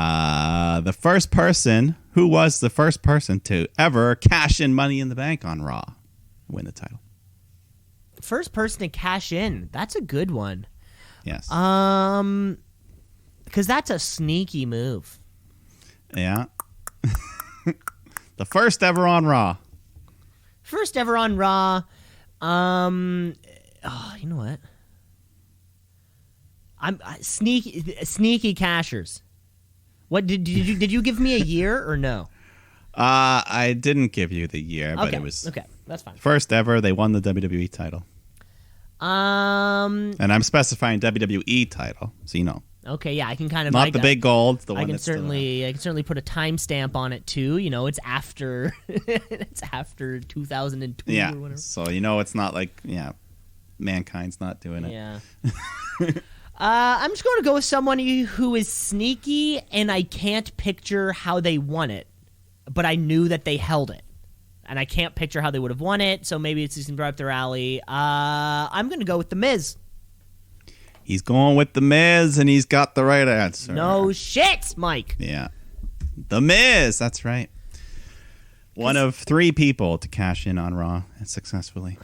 I won't tell you the other 2. I won't. That might come up later. Maybe not. Maybe next week. Who knows? I think Corbin cashed in on SmackDown. I'll never forget that. Well, that's... Yeah. Okay. Woohoo, baby! This is Raw trivia. So This that's is nothing Raw to do with trivia. I'm so sorry. I shouldn't... I'll give you another one, though, while we're at it. Sure. Okay. Who did Roman Reigns defeat to win the WWE title on an episode of Monday Night Raw? Ooh, shit. I didn't know that happened.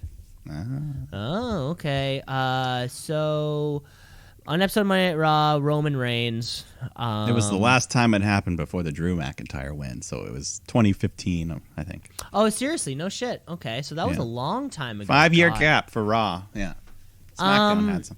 Yeah, so... Fuck. Because I can really only picture Roman beating Triple H at Mania for that title. I can't really picture him winning it anytime else, but in 2015, that's like primo Shield time. Yeah, it was just before the Triple H WrestleMania thing. So this was like his... All of his title runs are pretty short. He won it, he lost it. He won it, he lost it. Yeah. He won it at Mania. Yeah. This was his second win for the WWE title. Wow. Okay, so primo Shield time. Who would have been big around that time? I picture Daniel Bryan. I picture sneaky old Randy Orton. I don't picture The Miz. I picture these guys. Maybe sneaky Randy or sneaky Daniel Bryan. Have they ever had a match? I can't picture Daniel Bryan. I can. Fuck.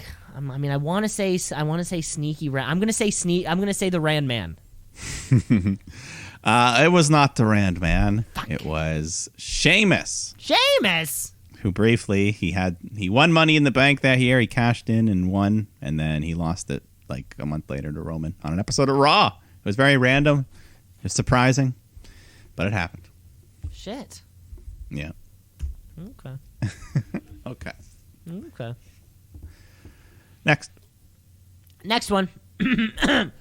Oh my God! Excuse me. Yeah, we're still going on with these old tag teams. Mm-hmm. You want to go for one of these? Of course. We are looking for shit. Which one was I going for?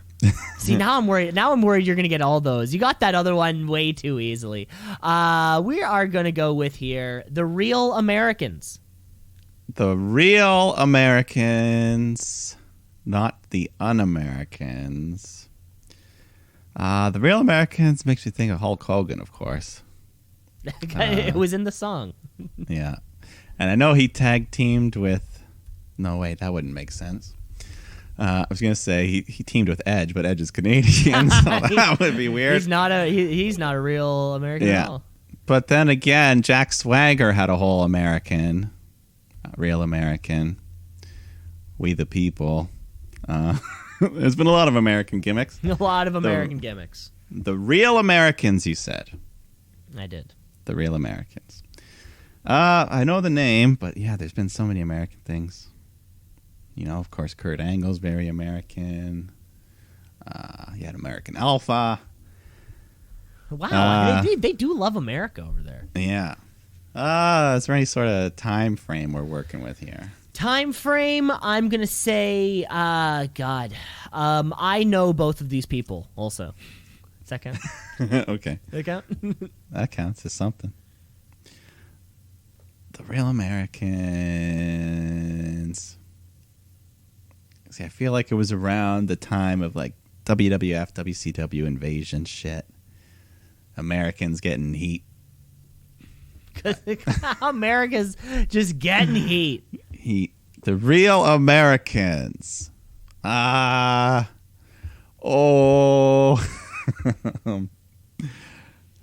So you know these people, but Yes.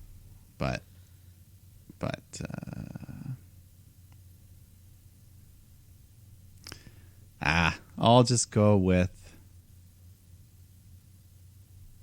Jack Swagger and I don't know. No, I feel like I've... You got to say a second name. Cesaro. Even though he's not American. Jack Sager and Cesaro is the right answer, Mike. The Real Americans. Okay. Wow. I was good. I got it. You got to trust I yourself. went out on a limb. I did. Trust yourself the most. Because it's weird, right? He's not American. But hey, I guess it worked for them. But I remember Zeb Coulter, the manager. Yeah. And the whole We the People. That was the whole shtick, I guess. Yeah. Okay. I'll give you one final one for this week. Cool. This person became the first ever world champion. So the big gold belt. They were the first person to ever hold this belt when it was just presented to them on Raw in September 2002. They didn't even win a match. They just gave it to them. Eric Bischoff gave it to him. Eric Bischoff just gave it to somebody. And that's Fuck. how the title became to be. Okay, so wait, on what was the year you said? 2002. 2002. So post Invasion. Yeah, so they just broke, or WCW's dead. They just did the brand split. Brock Lesnar's the WWE champion on SmackDown, so Raw needs a belt. And then Eric Bischoff just says, "Here you go," and he hands it to this man who just is now the champion. Fuck, that's a good question. I really wanted to say, because I picture those first few reigns being, or like I picture Booker T and Jericho being involved, kind of right off the bat there. Post Invasion. So I will say that did happen, but that was when it was still the WCW heavyweight belt. So then they unified them and it went away, and then they brought back the exact same design, which is technically a different belt as the World Championship. Okay. If that makes things more or less confusing, just to say. I'm going to say more confusing, but that's okay. That's okay. But I'm just doing that just to clarify because, yeah. Right, okay, so they unified it, brought it back. Okay. And it was technically a different belt, but it was the same one that, the Booker T and Jericho WCW. So at one time, were there 3 belts going on? No.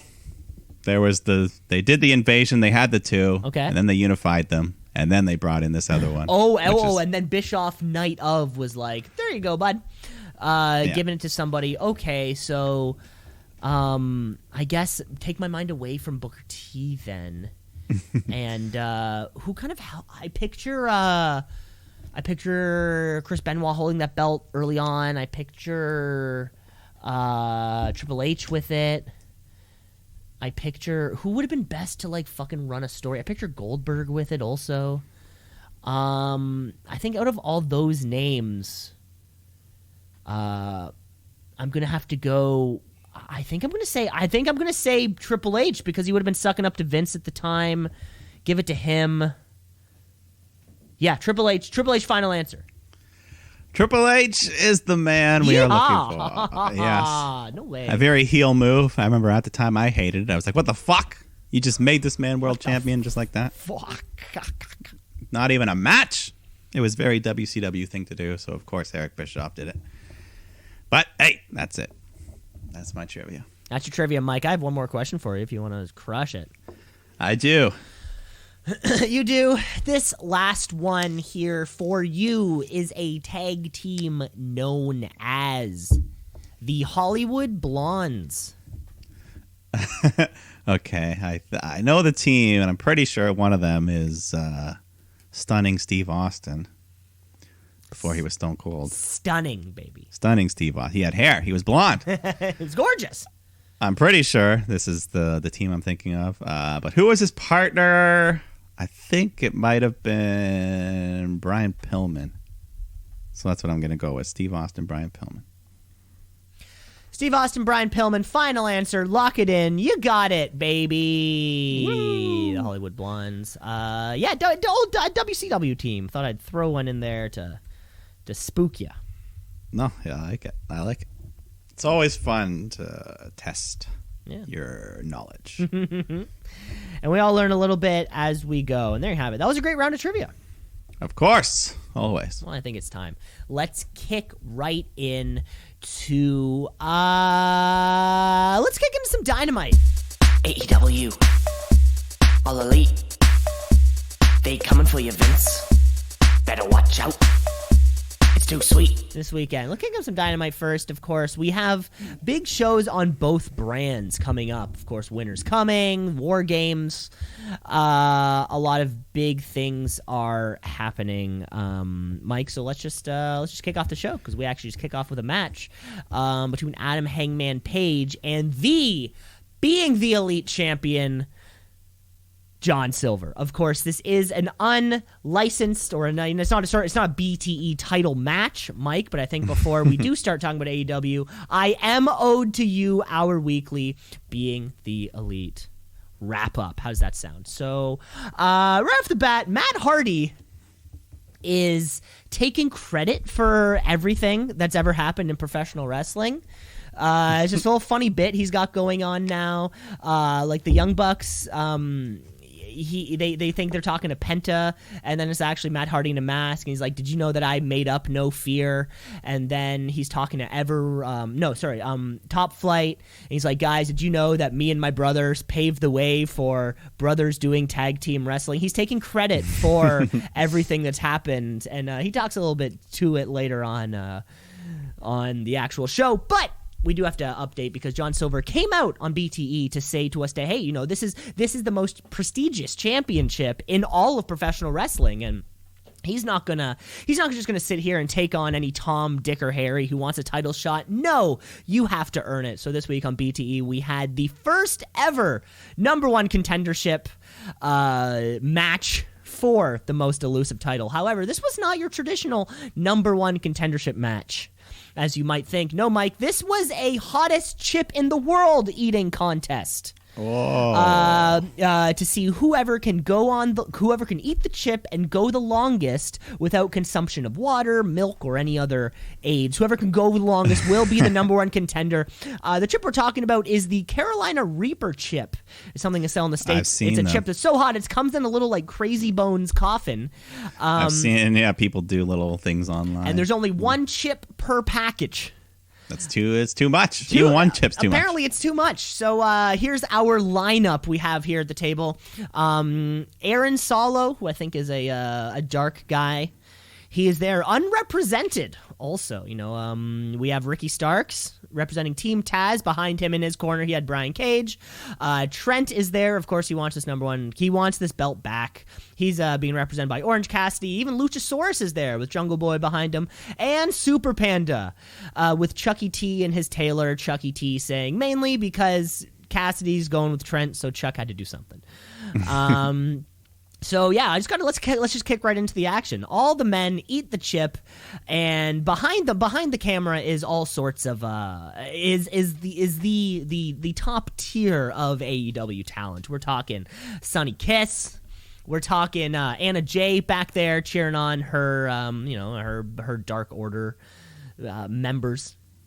But yeah, like I said, all men eat the chip, and soon after, chaos ensues. All the men are. Ricky is he's just crying due to the heat. Trent's pounding on the table. Luchasaurus had to take off his shirt because he was sweating so goddamn much. The tears were flowing in most about every man's eyes. Did Lucha still have his green tongue going on? So I wonder if that helps her. No, the tongue was normal, but it was like a 3-man operation to take a shirt off with him keeping his mask on with the shirt off. It was a whole thing, and you know what? Yeah. After 12 minutes of competition, none of these men had seceded quite yet. So of course, we had to look at the video review to make sure everything was above board. And upon review of the video footage, it turns out that Ricky Starks didn't even eat his whole chip. No, he left quite a sizable bite left in the box. This hereby disqualifying him from contention. It was all for nothing. However, we still needed a winner to be crowned. So whoever had the cojones to eat the remainder of the chip, first come, first serve, you get it, and none other than Trent reached his hand across the table to grab the half chip remaining and ate it like a champ.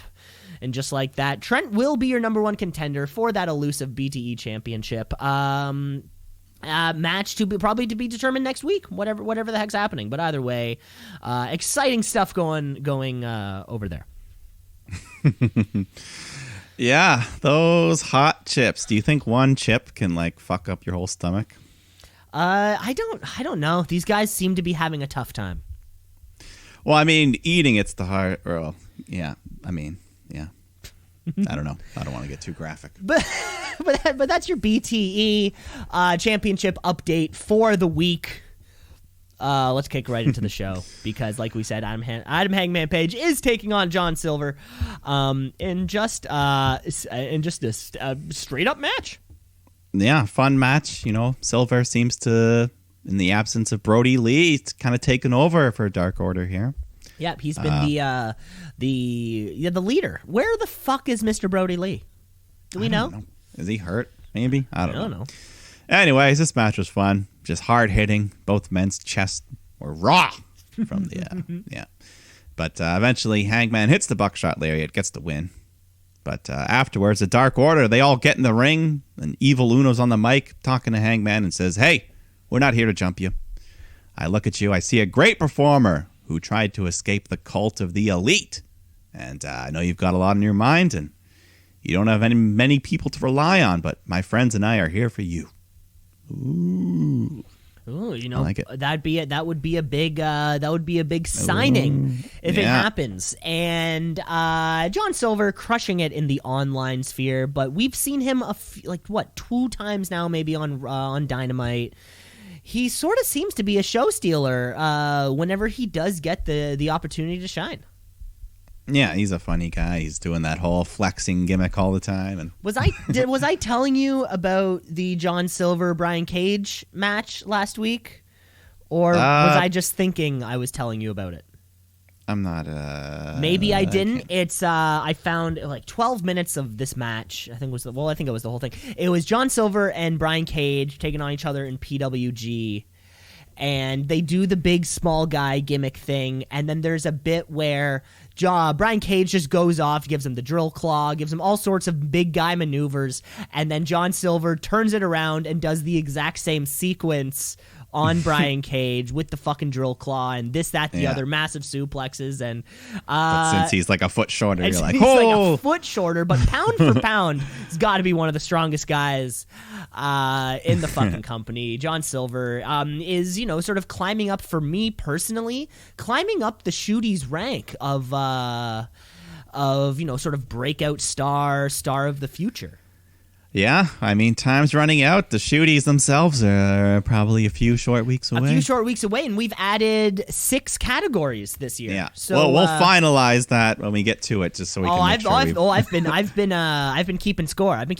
And well, I mean, like make sure we have the exact same list lined up. of course, because we don't want. So we don't have any categories. We don't want a top 5 slip pay up. per view again. we don't want a pay per view situation again. Yes. But it'll be great to see, in this kind of recruitment thing as it goes on. Dark Order needs a leader with Brody Lee gone, and Adam Page could be that guy. Yeah, and in the meantime, Silver's stepping up pretty good. Amen. But we go backstage. Kenny Omega is cutting a promo on Jon Moxley and just says, hey, for one night, leave all the garbage wrestling at home. No tables, no chairs, no thumbtacks. Try and beat me based on your ability. And I love the look of Moxley with like his aviators on. Just makes you look more like a dick when you're wearing those. Omega. Yeah. Anybody wearing aviator sunglasses inside and a suit, and they're like super dark, is automatically super dark an asshole. Yeah, like unequivocally, they're a piece of scum. So yeah, nice little promo there. Amen. But then some new. We got bad guy Will Hobbs, who is now called Powerhouse Hobbs. Powerhouse Hobbs, lateral move. Have we had a big name change within AEW? I guess Pentagon becoming Penta L Zero, whatever. Yeah, I guess that's. But that's not. That was kind of. Yeah, I can't really think of anybody else who's undergone a name change, because this is like a Chad Gable, Shorty G type thing. Like it's very noticeable. Yeah, and Powerhouse Hobbs is a little weird. And like if it was a nickname, like Powerhouse Will Hobbs, but no, this was his name. Yeah, I wonder if this will be something that will maybe kind of change as the weeks go on or whatever, because that's also going from Will Hobbs 2 syllables to Powerhouse Hobbs 4 syllables. You're kind of doubling the amount of time it takes to say his name. Who knows? He's a brick shit house though, and he's here in action against some poor individual. Lee Johnson, some poor guy named Lee Johnson. Apparently, he's wrestled 16 matches in 2020, and he's lost all of them. He's 0-16. He's a Leon Ruff of AEW. He's the Leon Ruff of AEW. For now. So who knows? He could win that TNT title in a couple weeks. You're exactly right. But anyways, Hobbs dominates the little guy. Then he hits a pretty underwhelming finishing move, I'd say. It was just kind of like Mark Henry's World's Strongest Slam. He just like picks you up, slams. I don't know. Picks you up, slams down. He wins the match, and then afterwards, Taz gets on the mic. Oh, my least favorite. Okay, Taz gets on the mic and proceeds to do something that pissed me off. He goes full Karen, as people would say. He wants to speak to the management because he's sick of being disrespected. AEW refuses to acknowledge the FTW title. So he's like, I will not leave this ring until someone from management comes out, makes his title legit. But as he's speaking, the microphone's cut off. So he yells at Justin Roberts, gives him another microphone, and he says, hey, Keith Mitchell, Tony, you shut this mic off. I'll go to that announce desk. Use their headset. But then they do cut off the mic again. And then the commentary team informs us that Tony Khan is taken over, and Taz is being forced to leave the ring. And then Cody Rhodes comes out. He's got his producer headset on. He's keeping that kayfabe going. Cody just says, we're done. You're wasting time. Next week we can settle it. Ricky Starks and Will Hobbs will take on me and Darby Allin. But Taz says, that's not what I want. I want you guys in management to take this title seriously. I don't know. But Cody just gives him the answer. Cody says, well, run it up the flagpole. And Taz says, don't give me that corporate bullshit. And Cody brings up his son, Hook, who is apparently now training to be a wrestler. And apparently. If FTW is so good, why isn't he training with you? He's training with me. Taz is shocked. He just says, you're pathetic. You went too far. Stupid. And then he goes to walk away, but then he attacks Cody from behind with the Taz mission until the Gun Club chase him off. And then we see Taz's son was there for a second. He walks off with his daddy. Yeah, he was wearing his Can't little remember. front. Hook. He was wearing his little front pouch fanny pack. Yeah, this was one of the fun fake shoots.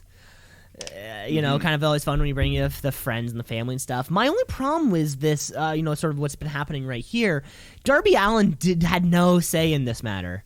And it sort of seems like Team Taz is taking their shit out on Cody, or taking their like they have beef with Cody, but Darby Allin's like this facilitator. I think there's a lot of people in the mid card who could benefit from matches with Darby Allin. He's hot right now. Darby Allin, Matt Sydal, Darby Allin, Sean Spears, Scorpio Sky. There's a lot of guys in this mid card who could maybe do some good. Yeah, he's got that title. I mean, why not? Cody was defending it every week. I don't think we saw him this week, and even if Darby Allin isn't one of those defend every week champions, he needs to carve his own path. Yeah, and I think they just played one of those brief black and white videos. And I don't think his path is being carved through Team FTW or Cody or Taz or whatever have you. Taz said this infuriating line for me where he said, the FTW championship has been held by some of the most prestigious wrestlers of all time.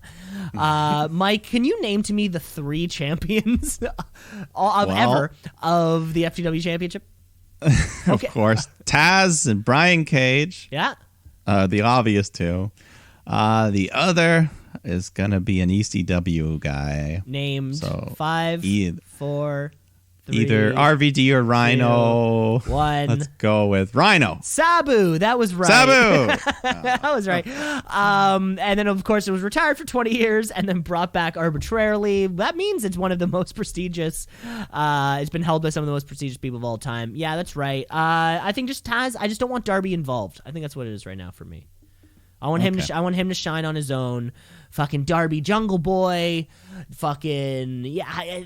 There's other shit. There's other shit he can do. Yeah, hopefully they'll just have the tag match and move on. Move on.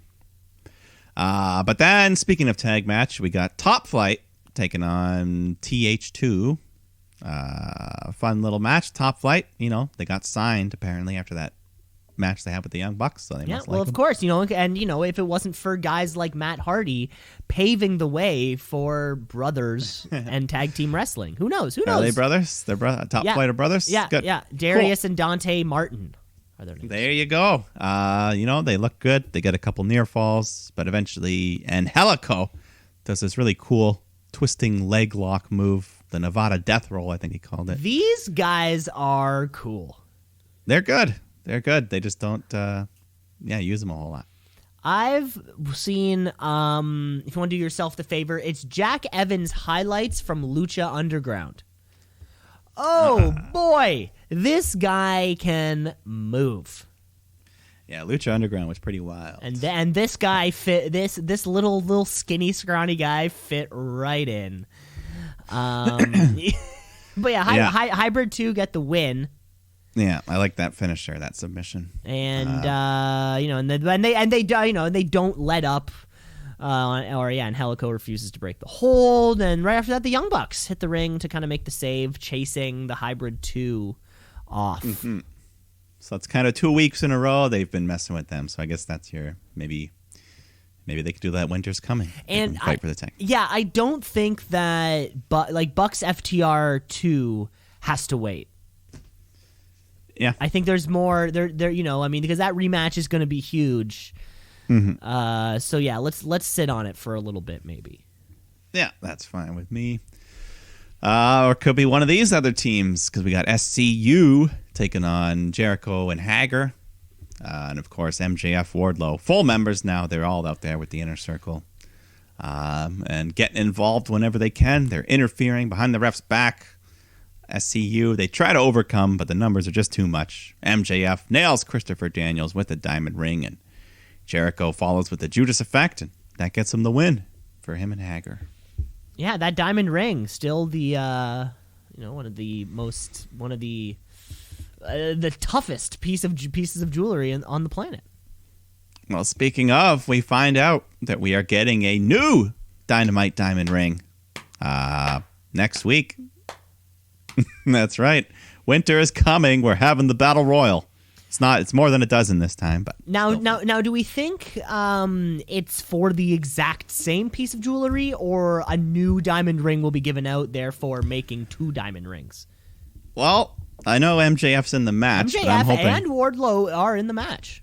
Yeah, but my hope is it's for a second diamond ring, and then maybe MJF can win and have 2 diamond rings now. Oh my God, MJF. Yeah, I think a huge part of this, the Battle Royal, has been laid out already, including Private Party, Scorpio Sky, Sean Spears, Orange Cassidy, Adam Hangman Page, Reynolds, Silver, Sammy Guevara, and more. Sammy Guevara in there, could MJF eliminate him, leading to some... We got Kip Sabian, Miro, yeah, a lot of people, and I'm sure, who knows, they'll probably add maybe another one. Well, yeah, speaking of Kip and Miro, they're ready to play their brand new Xbox when Orange Cassidy walks up and turns it off. So they chase after him and they get jumped by the best friends. And then they just fight in the parking lot for a while. So maybe we're going to have another parking lot brawl someday. Another parking lot brawl someday, Mike. I was able to also track down the pertinent information as to how... Remember, last year, towards the end of the show, I very apparently controversially brought up that, I wondered how were they able to get the rights to the term "winter is coming." Just because I thought, it's from, one of the most successful shows of all time, running for 7 or 8 years, breaking all sorts of viewing records, multiple Golden Globes, Emmys. I wondered to myself, how were they able to use such a, that it was the title of the very first episode of the series. Winter's Coming, of course, a line from Game of Thrones, which is a series off of HBO, which is owned by AT&T Warner Media Group, which is a broadcast partner of TNT. So that's how they were able to use it. Everybody owns everybody. You might as well shop at Walmart and kill yourself. Okay. There you have it. Yeah. Wow. Well, I'll tell you someone who's not shopping at Walmart. And that is Mr. Pink Pants Tony Schiavone. Pink Pants Schiavone. You're not buying those things off the rack. Go to AEWshop.com to get your very own pink pants. These were quite the look, quite the number. Ill-fitting pants too. Well, they weren't even he had just like a regular dark jacket. Yeah. And I picture he's not a fit man. He's sort of like, he's like a 60-year-old. He sort of looks like what a 60-year-old looks like. And he's never been like he's not like a Don Cherry flamboyant. He's always just wearing dark suits. It was weird, but it was such a it was funny. I wonder sometimes if they pay Schiavone, he had him like a base salary, and then he gets bonuses based on what else he'll do. Yeah. They're like, hey, Schiavone, we'll give you an extra $1,000 if you go get your chest waxed. And he's like, okay. Schiavone, we'll give you an extra $50 if you wear pink pants on television. He's like, okay. Can I keep the pants? Can I keep the pants? So anyway, he's out here. He's in the ring for take 2 of the AEW World Contract signing. He introduces Kenny Omega, who comes out. We can see there was a pretty cool visual. The entrance tunnel, you can see the silhouette, but then you see a second shadow appear and beat him up.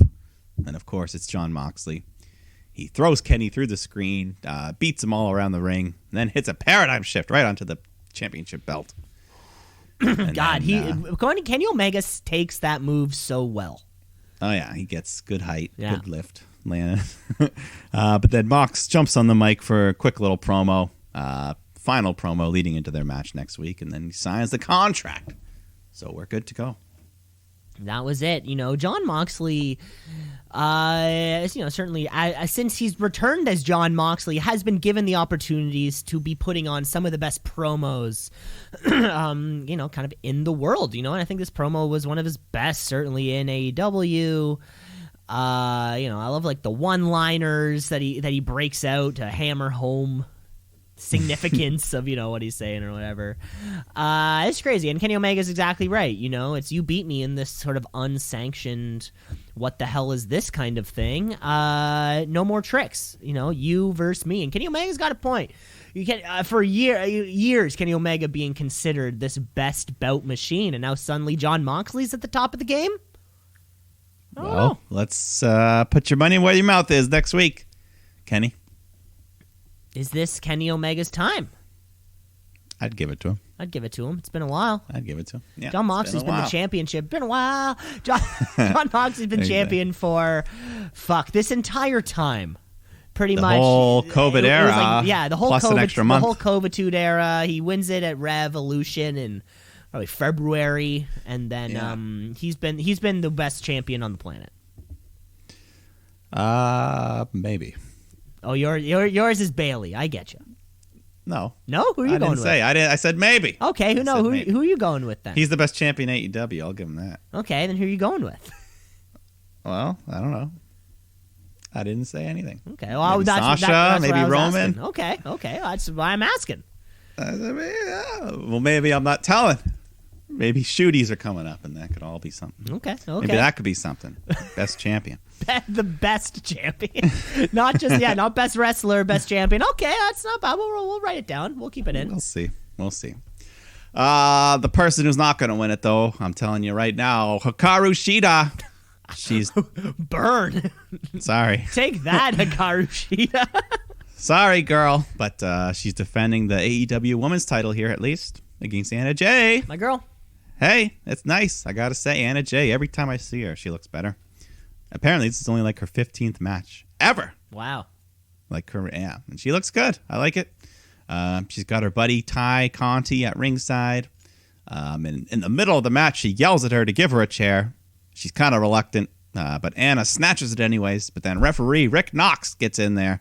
He grabs the chair to remove it. But while his back is turned, Silver hands Anna Jay a kendo stick. She nails Shida in the leg, and then she tosses it away, goes for the cover, only gets a 2 count. Big near fall, though. She had another one. Anna Jay reverses a suplex into a pin. Another big near fall. I wanted her to win. That was a pop. Yeah. I popped. I mean, as soon as I'm like, fuck, there's women's action on television, the belt's changing. Yeah. That has to be the only reason. But eventually Shida hits the Tomashi, gets the win, retains her title. But yeah, overall, pretty good match. I thought it delivered. Shida's probably going to be gone for a month now. Or will she? Because as she exits up the ramp, the creepy Abaddon comes crawling out, spitting up blood. Abaddon, we don't know what she is, but she's got blood pouring out of her mouth. She snatches the title and just licks it with her bloody tongue. Horrifying, Shida. With her bloody tongue. Gross. I like this shit. Gross. Yeah, and until we get the, you don't lick creepy. She's cool. You don't lick a title, especially a women's title. We saw what happened to that Divas title. I'm not putting my tongue anywhere near it. Yeah, I like it though. Her face is so creepy. In a good way. And just something, Jesus Christ, fucking anything. Can this woman wrestle? Do we know that yet? What happened to those 2 women who won the women's tag medals? Yeah, Ivelisse, Diamante. Ivelisse and Diamante. What happened to them? They're around. They're probably on Dark or something. Yeah, sure. So Abaddon looked fucking scary, and then Hikaru there like, holy shit. Fantastic. Yeah. Give her the belt. Give everyone the belt. Give Abaddon the belt. Right, exactly. And just like we were saying earlier on about mid-card championships, fucking people need to want it. There's so many women in this division. Nobody seems to want this thing. Yeah, we want it. We want it. I mean, I guess Rome wasn't built in a day, but it's like they built all the other aspects of Rome except for one. And you're like, fuck. Fuck. It's like they gave us plumbing and irrigation. And they've pretty much built up the city, but then they're like, okay, we need power. And they're like, how did you guys forget to build a whole city? You guys forgot to install power. They're like, we know, we have all this other great shit, though. Just give us a minute on getting the power up. Yeah, we'll see. We'll see. But main event, we got tag team The Butcher and the Blade taking on Rey Fenix and Pac. He's back. And, Pac's first match in months. And guess who is in the black and whites, as it were? Your boy... Fucking Bryce Remsburg. Fucking Bryce Remsburg. You're right. Because Yeah. if there's a pack match that needs to be officiated, why not put Brycey boy in there? And we have Eddie Kingston on the ones and twos, as it were, because these are sort of like his two buddies taking on each other, or like his family. His family's fighting. Yeah, his family and his former brother. Now he doesn't like Phoenix and Pentagon. But Phoenix and Pac, man, two of the best high flyers in the world. So you're getting good stuff in here. And Penta, he tries to interfere behind the ref's back to help out his triangle brothers. And at one point, Eddie Kingston gets off the commentary, just comes running down to the ring.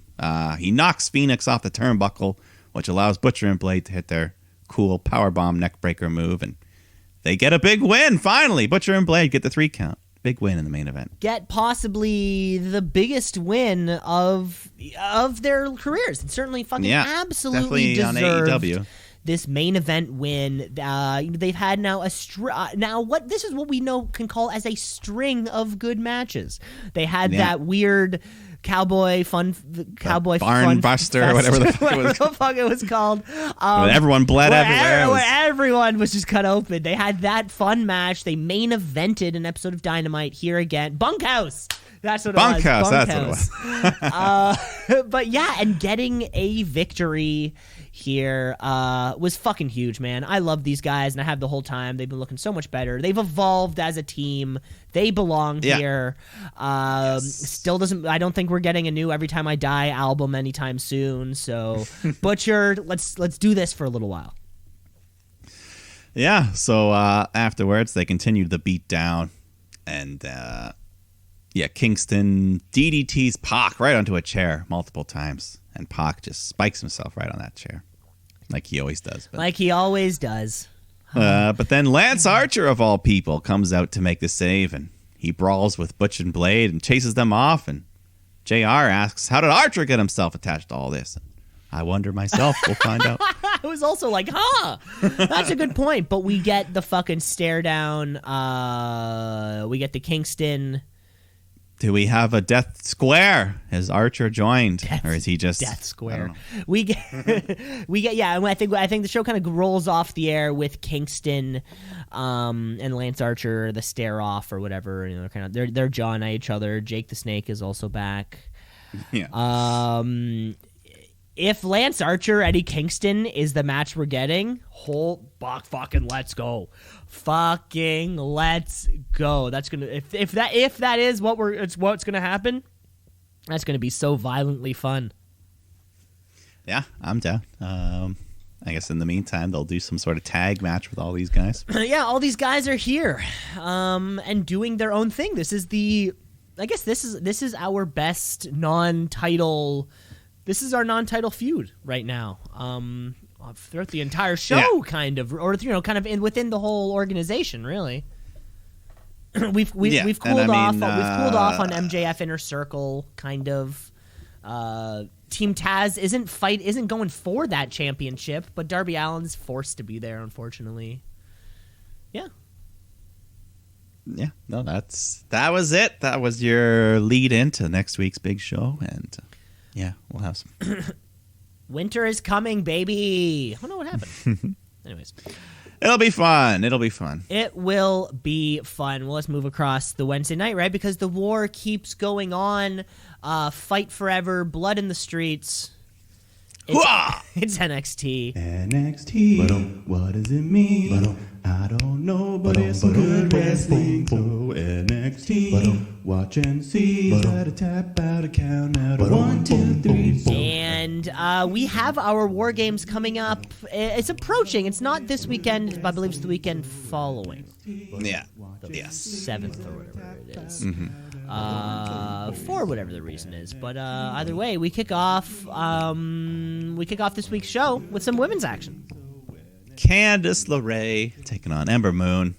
And we got Kevin Owens as a special guest this week. For the whole night. He's on the one. Now he's on the ones and twos, baby. Yeah, he's great. He's a funny guy. Oh, of course. Good talker. But yeah, fun women's action in the ring. They got good amount of time here. Candice got Indy Hartwell in her corner. But then Dakota and Raquel come out as well. So she's got all these women on her side. Ember Moon's in control. She climbs up top looking for the Eclipse when Dakota and Raquel jump on the apron to distract the ref. So Indy knocks Candice, she knocks Candice out of the way, eats an Eclipse herself, which allows Candice to super kick Ember and then hit that wicked stepsister to get the dirty win. The dirty win. Man, imagine being able to kick off your program with incredible women's action is just such a fucking wow. Yeah. Such a the women's such a match blessing. This entire NXT division is on the whole fucking world. Yeah, and then after the match, they all go to beat up Ember Moon some more. But then Toni Storm comes out to help Ember, or so it would seem, because Toni turns heel, attacking Ember. She slams her into the steps, throws her back into the ring, where the heels beat her up some more. So, hey, I like this new badass Toni Storm. Badass Toni Storm. There you have it, folks. People, we're picking sides. Yeah, well, we later find out that Toni Storm will be joining Team Candice. So Candice LeRae, Toni Storm, Raquel Gonzalez, and Dakota Kai is your one team for War Games. Yeah. So Indy Hartwell didn't make the cut. Sorry. Poor Indy, but but you never know. She'll be there. She'll be there. She'll certainly make her presence known. Yeah, but then Undisputed Era come out to cut a promo on Pat McAfee and his crew and hyping up their War Games match. And tonight is the War Games Advantage match to see who gets the first member released from their little shark cage. So Pete Dunne will fight one member of Undisputed Era, but Kyle O'Reilly steps up. He says he wants the match. So Adam Cole's like, all right, baby, you got it. And he was all fired up. Cole cuts a nice promo. And that's it. That'll be our main event. That will be our main event, and that's great because I love the way did Kyle O'Reilly do the thing this time where he calls him Peter Dune? He might have. I think we got one. He did that. That's what he was doing last time when they were going at it with the Broserweights. Peter Dune. People. Peter Dune. Switched roles though this time. Peter Dune. It's the way he says it. It's just so goddamn silly. But folks, we have more in-ring action. You got Timothy Thatcher. Oh boy. Sit back. Fasten your seatbelts because we're about to take off. His students are watching also backstage. I don't know if you noticed that. They are watching. Yeah, they did cut to them. They got their Thatch Can shirts on. There's merch, people. WWEshop.com. Use 15%. Use code 15%. Black Friday sale. So we got the Thatch Man taking on Kushida. And, two similar based, submission wrestlers. In the middle of it all, Ciampa comes out to watch because what the hell else is he doing? So they're having a good match. Lots of cool reversals. They end up fighting outside the ring.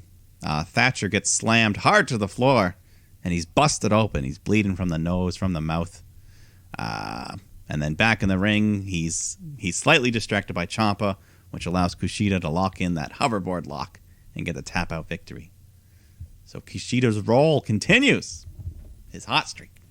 The hot streak continues. Unfortunately, at the behest of your Thatch Man. Of one Thatch Man. But this was a fucking beautiful wrestling match. Just a very nice, it looked great, brutal, technical. Yeah, no, I like it. And just getting me ready for Timothy Thatcher, Daniel Bryan, whenever it happens, but I'm fucking ready for it. Yeah. But possibly Timothy Thatcher and Tommaso Ciampa, that could be the takeover match that kick off War Games, as it were, maybe. Yeah, I don't know. Yeah, we don't know what the hell to do with Ciampa. Yeah. So, anyways, we got the Kevin Owens show, because might as well. He's already here. Mm-hmm. He brings out his special guest, North American champ, Leon Ruff. And they just chat about the crazy last couple weeks he's had. And he only officially signed with WWE 7 weeks ago. So, but Ruff never gave up on his dreams, and he wants to be an inspiration to people like him. And Owens says, hey, man, be proud of that. Be proud of what you did. He hypes him up, but then Johnny Gargano comes out to interrupt. And he's still pissed off and mad at Damian Priest, who he comes out as well. And The whole time, Kevin Owens is counting down, predicting all this. Everyone bickers, and then William Regal comes out, and he books a triple threat match at War Games. War Games! Yeah. But it's not in the War Games. It's just... So, It's just anyways. at War. No, but I guess the double ring is kind of already set up. Even Yeah. even if that It'll cage say. is not around it quite yet, and who knows really what the facilities are like here at the what is it? The CWC? Is that what it's called? Yeah. Because who knows if there's even like kind of the space to hold the fucking cage over top. Well, there has to then be. Bring it down. I don't know. I've never been there. Although I've heard they're switching venues soon from the Thunderdome is moving to a different place. To where? I think to Tropicana Field. Yeah, that makes more sense. They should move to something outside. Yeah. Some- And maybe so that they can have a couple fans, I guess. Yeah, something Daly's Place-esque. Yeah. Because they're like, Royal Rumble's coming up. God Well, damn it. exactly, the fucking Rumble, right? And the Rumble's a little bit easier because you can do it on that one-night basis. Go to a baseball diamond. You can have all the CDC appropriate seating, but to find a weekly venue, you're right. It must be. They need to like Molson Amphitheater would be the perfect fucking venue. Well, not right now. Well, no, but you have the ring on the stage, and then people sit, because that's kind of like a Daly's Place situation. Yeah. No, I'd be down for Yeah. that. I'd go. But anyways, yeah, so Regal books that match. And then we move on to Cameron Grimes Yeehaw! taking on Jake Atlas. Just kind of a nice little tune-up win for Grimy. He hits the cave-in, gets the win. But then afterwards, Dexter Loomis appears, plays this little video making fun of Grimes. I don't know. And then he's got a black sack, and he pulls out a giant leather strap, indicating he wants to have a strap match. And then William Regal books that very match for TakeOver. War Games! Strap, yeah. Well, with the double ring and the strap, they could probably do some cool stuff. Yeah, exactly. These two, these guys are hard hitters too. Cameron Grimes is real quick. He can do some flippity flues, and this will be a lot of fun. Man, this fucking every takeover has just been bomb the last they few always- months. Yeah, like I just fucking bang bang bang bang. Then we go to Rhea Ripley coming out to cut a promo and address her future here in NXT. And she says that hug with Io was not a hug goodbye last week. She's here to stay. She wants to win back that woman's title. And then Candice LeRae, Toni Storm come out. They insult her. And Kai and Raquel come out as well. And they're carrying Io Shirai, who's been beaten up. And this angers Ripley. She brawls with them, but she gets overwhelmed by the numbers and beaten down. So, I don't know. I was hoping she would leave NXT, so this is kind of... Yeah, we were all expecting... we were expecting that addressing her future thing. You deserve it, the whatever, fucking thank you for everything. Maybe the Rumble's the time for that to happen. At this point... Maybe, we eventually kind of write her off television in some way, and then she pops back up at the Rumble. Maybe even wins the Rumble. Rhea Ripley versus Asuka, that's what Raw needs. Yeah, that could be the shot in the arm that the women's division needs on the main roster. Yeah, but anyways, we move on to this story we've been doing. Boa and Xia Li, they get into this car, and they both look very unwell.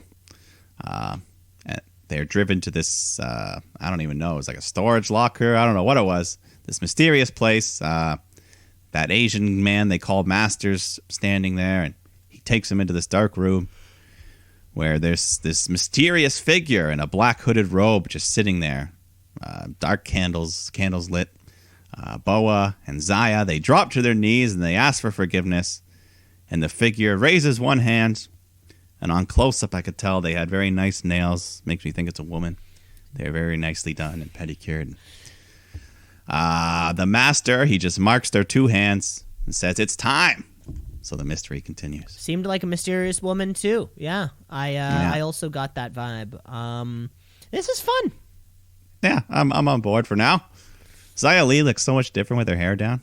Yeah. I was just so used to seeing her. When it comes to like in-ring attire and out-of-ring attire. Yeah, she's this always is a got big like her one. up thing. Yeah. Yeah, but hey, I like it. It's a storyline. It's a storyline. I for love people. storylines, don't you? Yeah, exactly. Everyone on the show gets a story in NXT. You get a story. You get a story. You get a story. Maybe not everyone though, because Everrise come out next. Well, you We can't still give don't really a know story much to about everybody. That would just be insane. Well, they come out before they can even have a match or anything. They get jumped by the Grizzle Young Veterans, who we haven't seen in a while, former NXT UK Tag Champs. So they just kind of beat them down and cut a promo saying, "Hey, we're back." They're back, baby. Wasn't It's one of nice. them hurt or something? I think they just lived in the UK. Maybe they were just so caught maybe over they were- there. Yeah, that makes sense too. Yeah. I mean, they might have been hurt as well. Yeah. I got them mixed up with the Forgotten Sons at one point. They got Oh, forgotten. you never forget the Forgotten Sons. Yeah. Jackson Raker fucked everything up for them. Exactly. But let's go to the main event time. Peter Dune Peter Dune.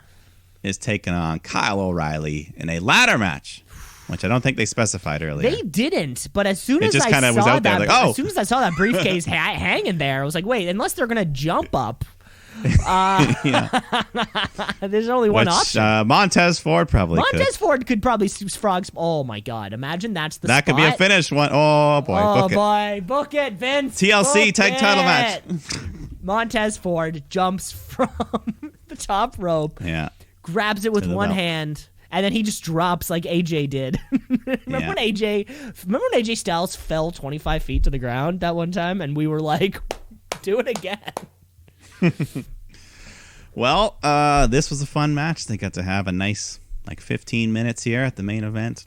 At one point, Kyle was climbing the ladder and Dunn just recklessly shoves it. The ladder did like a 180 and Kyle just spins around, falling. Ladder landed right on top I of know, him. and I've never shoved a ladder, so I don't know how they're supposed to fall or something. Not like that. Not like that. But it was cool. Cool visual. We get a lot more ladder bumps, power bombs, ladders in the corner, the old horizontal ladder across the barricade to the ring apron, where Dunn hits a massive suplex. Both men crash through the ladder. And then later on, Kyle O'Reilly hits a brain buster onto a ladder. The whole match, the Undisputed Era, and then One and Lorcan, they were just on these podiums, just elevated in the air, separately from each other. I don't know what that was. Who knows? But whatever. They're watching. Eventually, Kyle, he's climbing up the ladder when Dunn just nails him with multiple chair shots. And then he, hits some move onto the barricade on the guardrail. He goes back in the ring, climbs the ladder, but then Kyle gets back in, tips it over. Dunn falls off onto another ladder. So O'Reilly's climbing to the top. He's got his fingertips on the briefcase when a masked man comes running in, tips over the ladder. And then Kyle takes a great bump here, just falling right over the top rope to the floor. And then Dunn climbs up, retrieves the briefcase, winning the match and the advantage for his team at War Games. Holy But who was this? Yeah, who this was it? masked man. It did not look like Pat McAfee. He looked too slim. A little too slim to be the old Pat McAfee. But Jesus Christ, these two put on, in the main event of a television show, put on a takeover Yeah. worthy match. For free. Peter Dune is going to be the NXT champion one day. he's, And Kyle O'Reilly deserves to be in that conversation too. The fucking fucking suplex and the thing breaks, and then everyone's like, "Holy shit!" That's just for free. They were like, "Yo, we're just gonna do that on television." Yeah. That's just to lead up to And this War is with Games. 2 weeks before War Games. Kyle O'Reilly, one of the better. He's so great at using props. Of course, the infamous the swing. He goes for a chair shot, misses the perp, hits the rope, back onto him. Still one of the best bits in professional wrestling history. Yeah. So, War Games, it's mostly settled. The only thing we don't know is Team Shotzi Blackheart.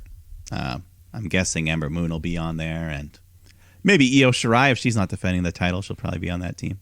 Yeah, we still have then- we still have 2 weeks to figure that out. So I guess next Wednesday we'll be finalizing team Shotzi. Team Shotzi. And maybe fucking if Rhea Ripley, throw her on there. Maybe they make that her final farewell if you're not gonna fucking do it. There you go. Oh shit! Wikipedia seems to have Team Shotzi finished. Really? Since when? Wikipedia seems to have, Candice LeRae, Dakota Kai, Raquel Gonzalez, Toni Storm taking on Chauncey Blackheart, Ember Moon, Rhea Ripley, and Io Shirai. That's exactly what I said. That is exactly what you said. But yeah, so that's fair. That'll be a fun match. I guess it's been made. Great I match. guess it's been made official. And there you have it. That was our Wednesday night, and that was the entire podcast. Almost, baby. You know we only have time for one more thing. That is, of course, the wrestler of the week. It's the wrestler of the week, of the week. Wrestler of the week, of the week, of the week. The wrestler of the week, of the week, of the week. Wrestler of the week, of the week, of the week. The wrestler of the week. Mike, you don't have to go too far away from what we were literally just talking about to find my wrestler of the week. Just keeps putting on fantastic matches ever since that brutal matchup against Finn Balor all those months ago. I'm giving my wrestler of the week to Kyle O'Reilly. Keep it up, kid. Good Canadian boy. Good ginger boy. That's two in my book, you know. And excited to see, of course, the Undisputed Era and what will be their 4th straight War Games. It's their match. Wow. Yeah. Yeah, we'll see. But yes, well deserved, Kyle. But no, of course, I cannot give it to him. There's only one person I can give it to this week. We all know. She survived. The sole survivor. Mm-hmm. She went through hardships. She made it. Lana, future women's champion. I'm giving it to her because I love her. 9-1. I love this babyface turn. The streak was broken. Streak is broken. Naya's going to get slammed through that table still. And maybe she'll win a tag title in the meantime, Lana and Asuka. Yeah, that's the payoff is Nia Jax going through that table. We'll need some kind of like shield power bomb type thing to kind of get her up there. Maybe that's some sort of payoff where literally the entire women's roster power bombs Nia through the table, therefore writing Nia Jax off of television forever. But yeah, we can dream. We can dream. And that, just like Lana, don't give up on your dreams. Don't give up on your dreams, kids. That's all the time that we have for this week's episode of the podcast. Remember, you can rate, review, like, and subscribe. The podcast is all over the place. So give it a listen. We'll be back next week. Of course, winter's coming, baby! Hey. And you're going to want to come back for that. So thanks for listening and all of that jazz. See ya. Bye. Shoot.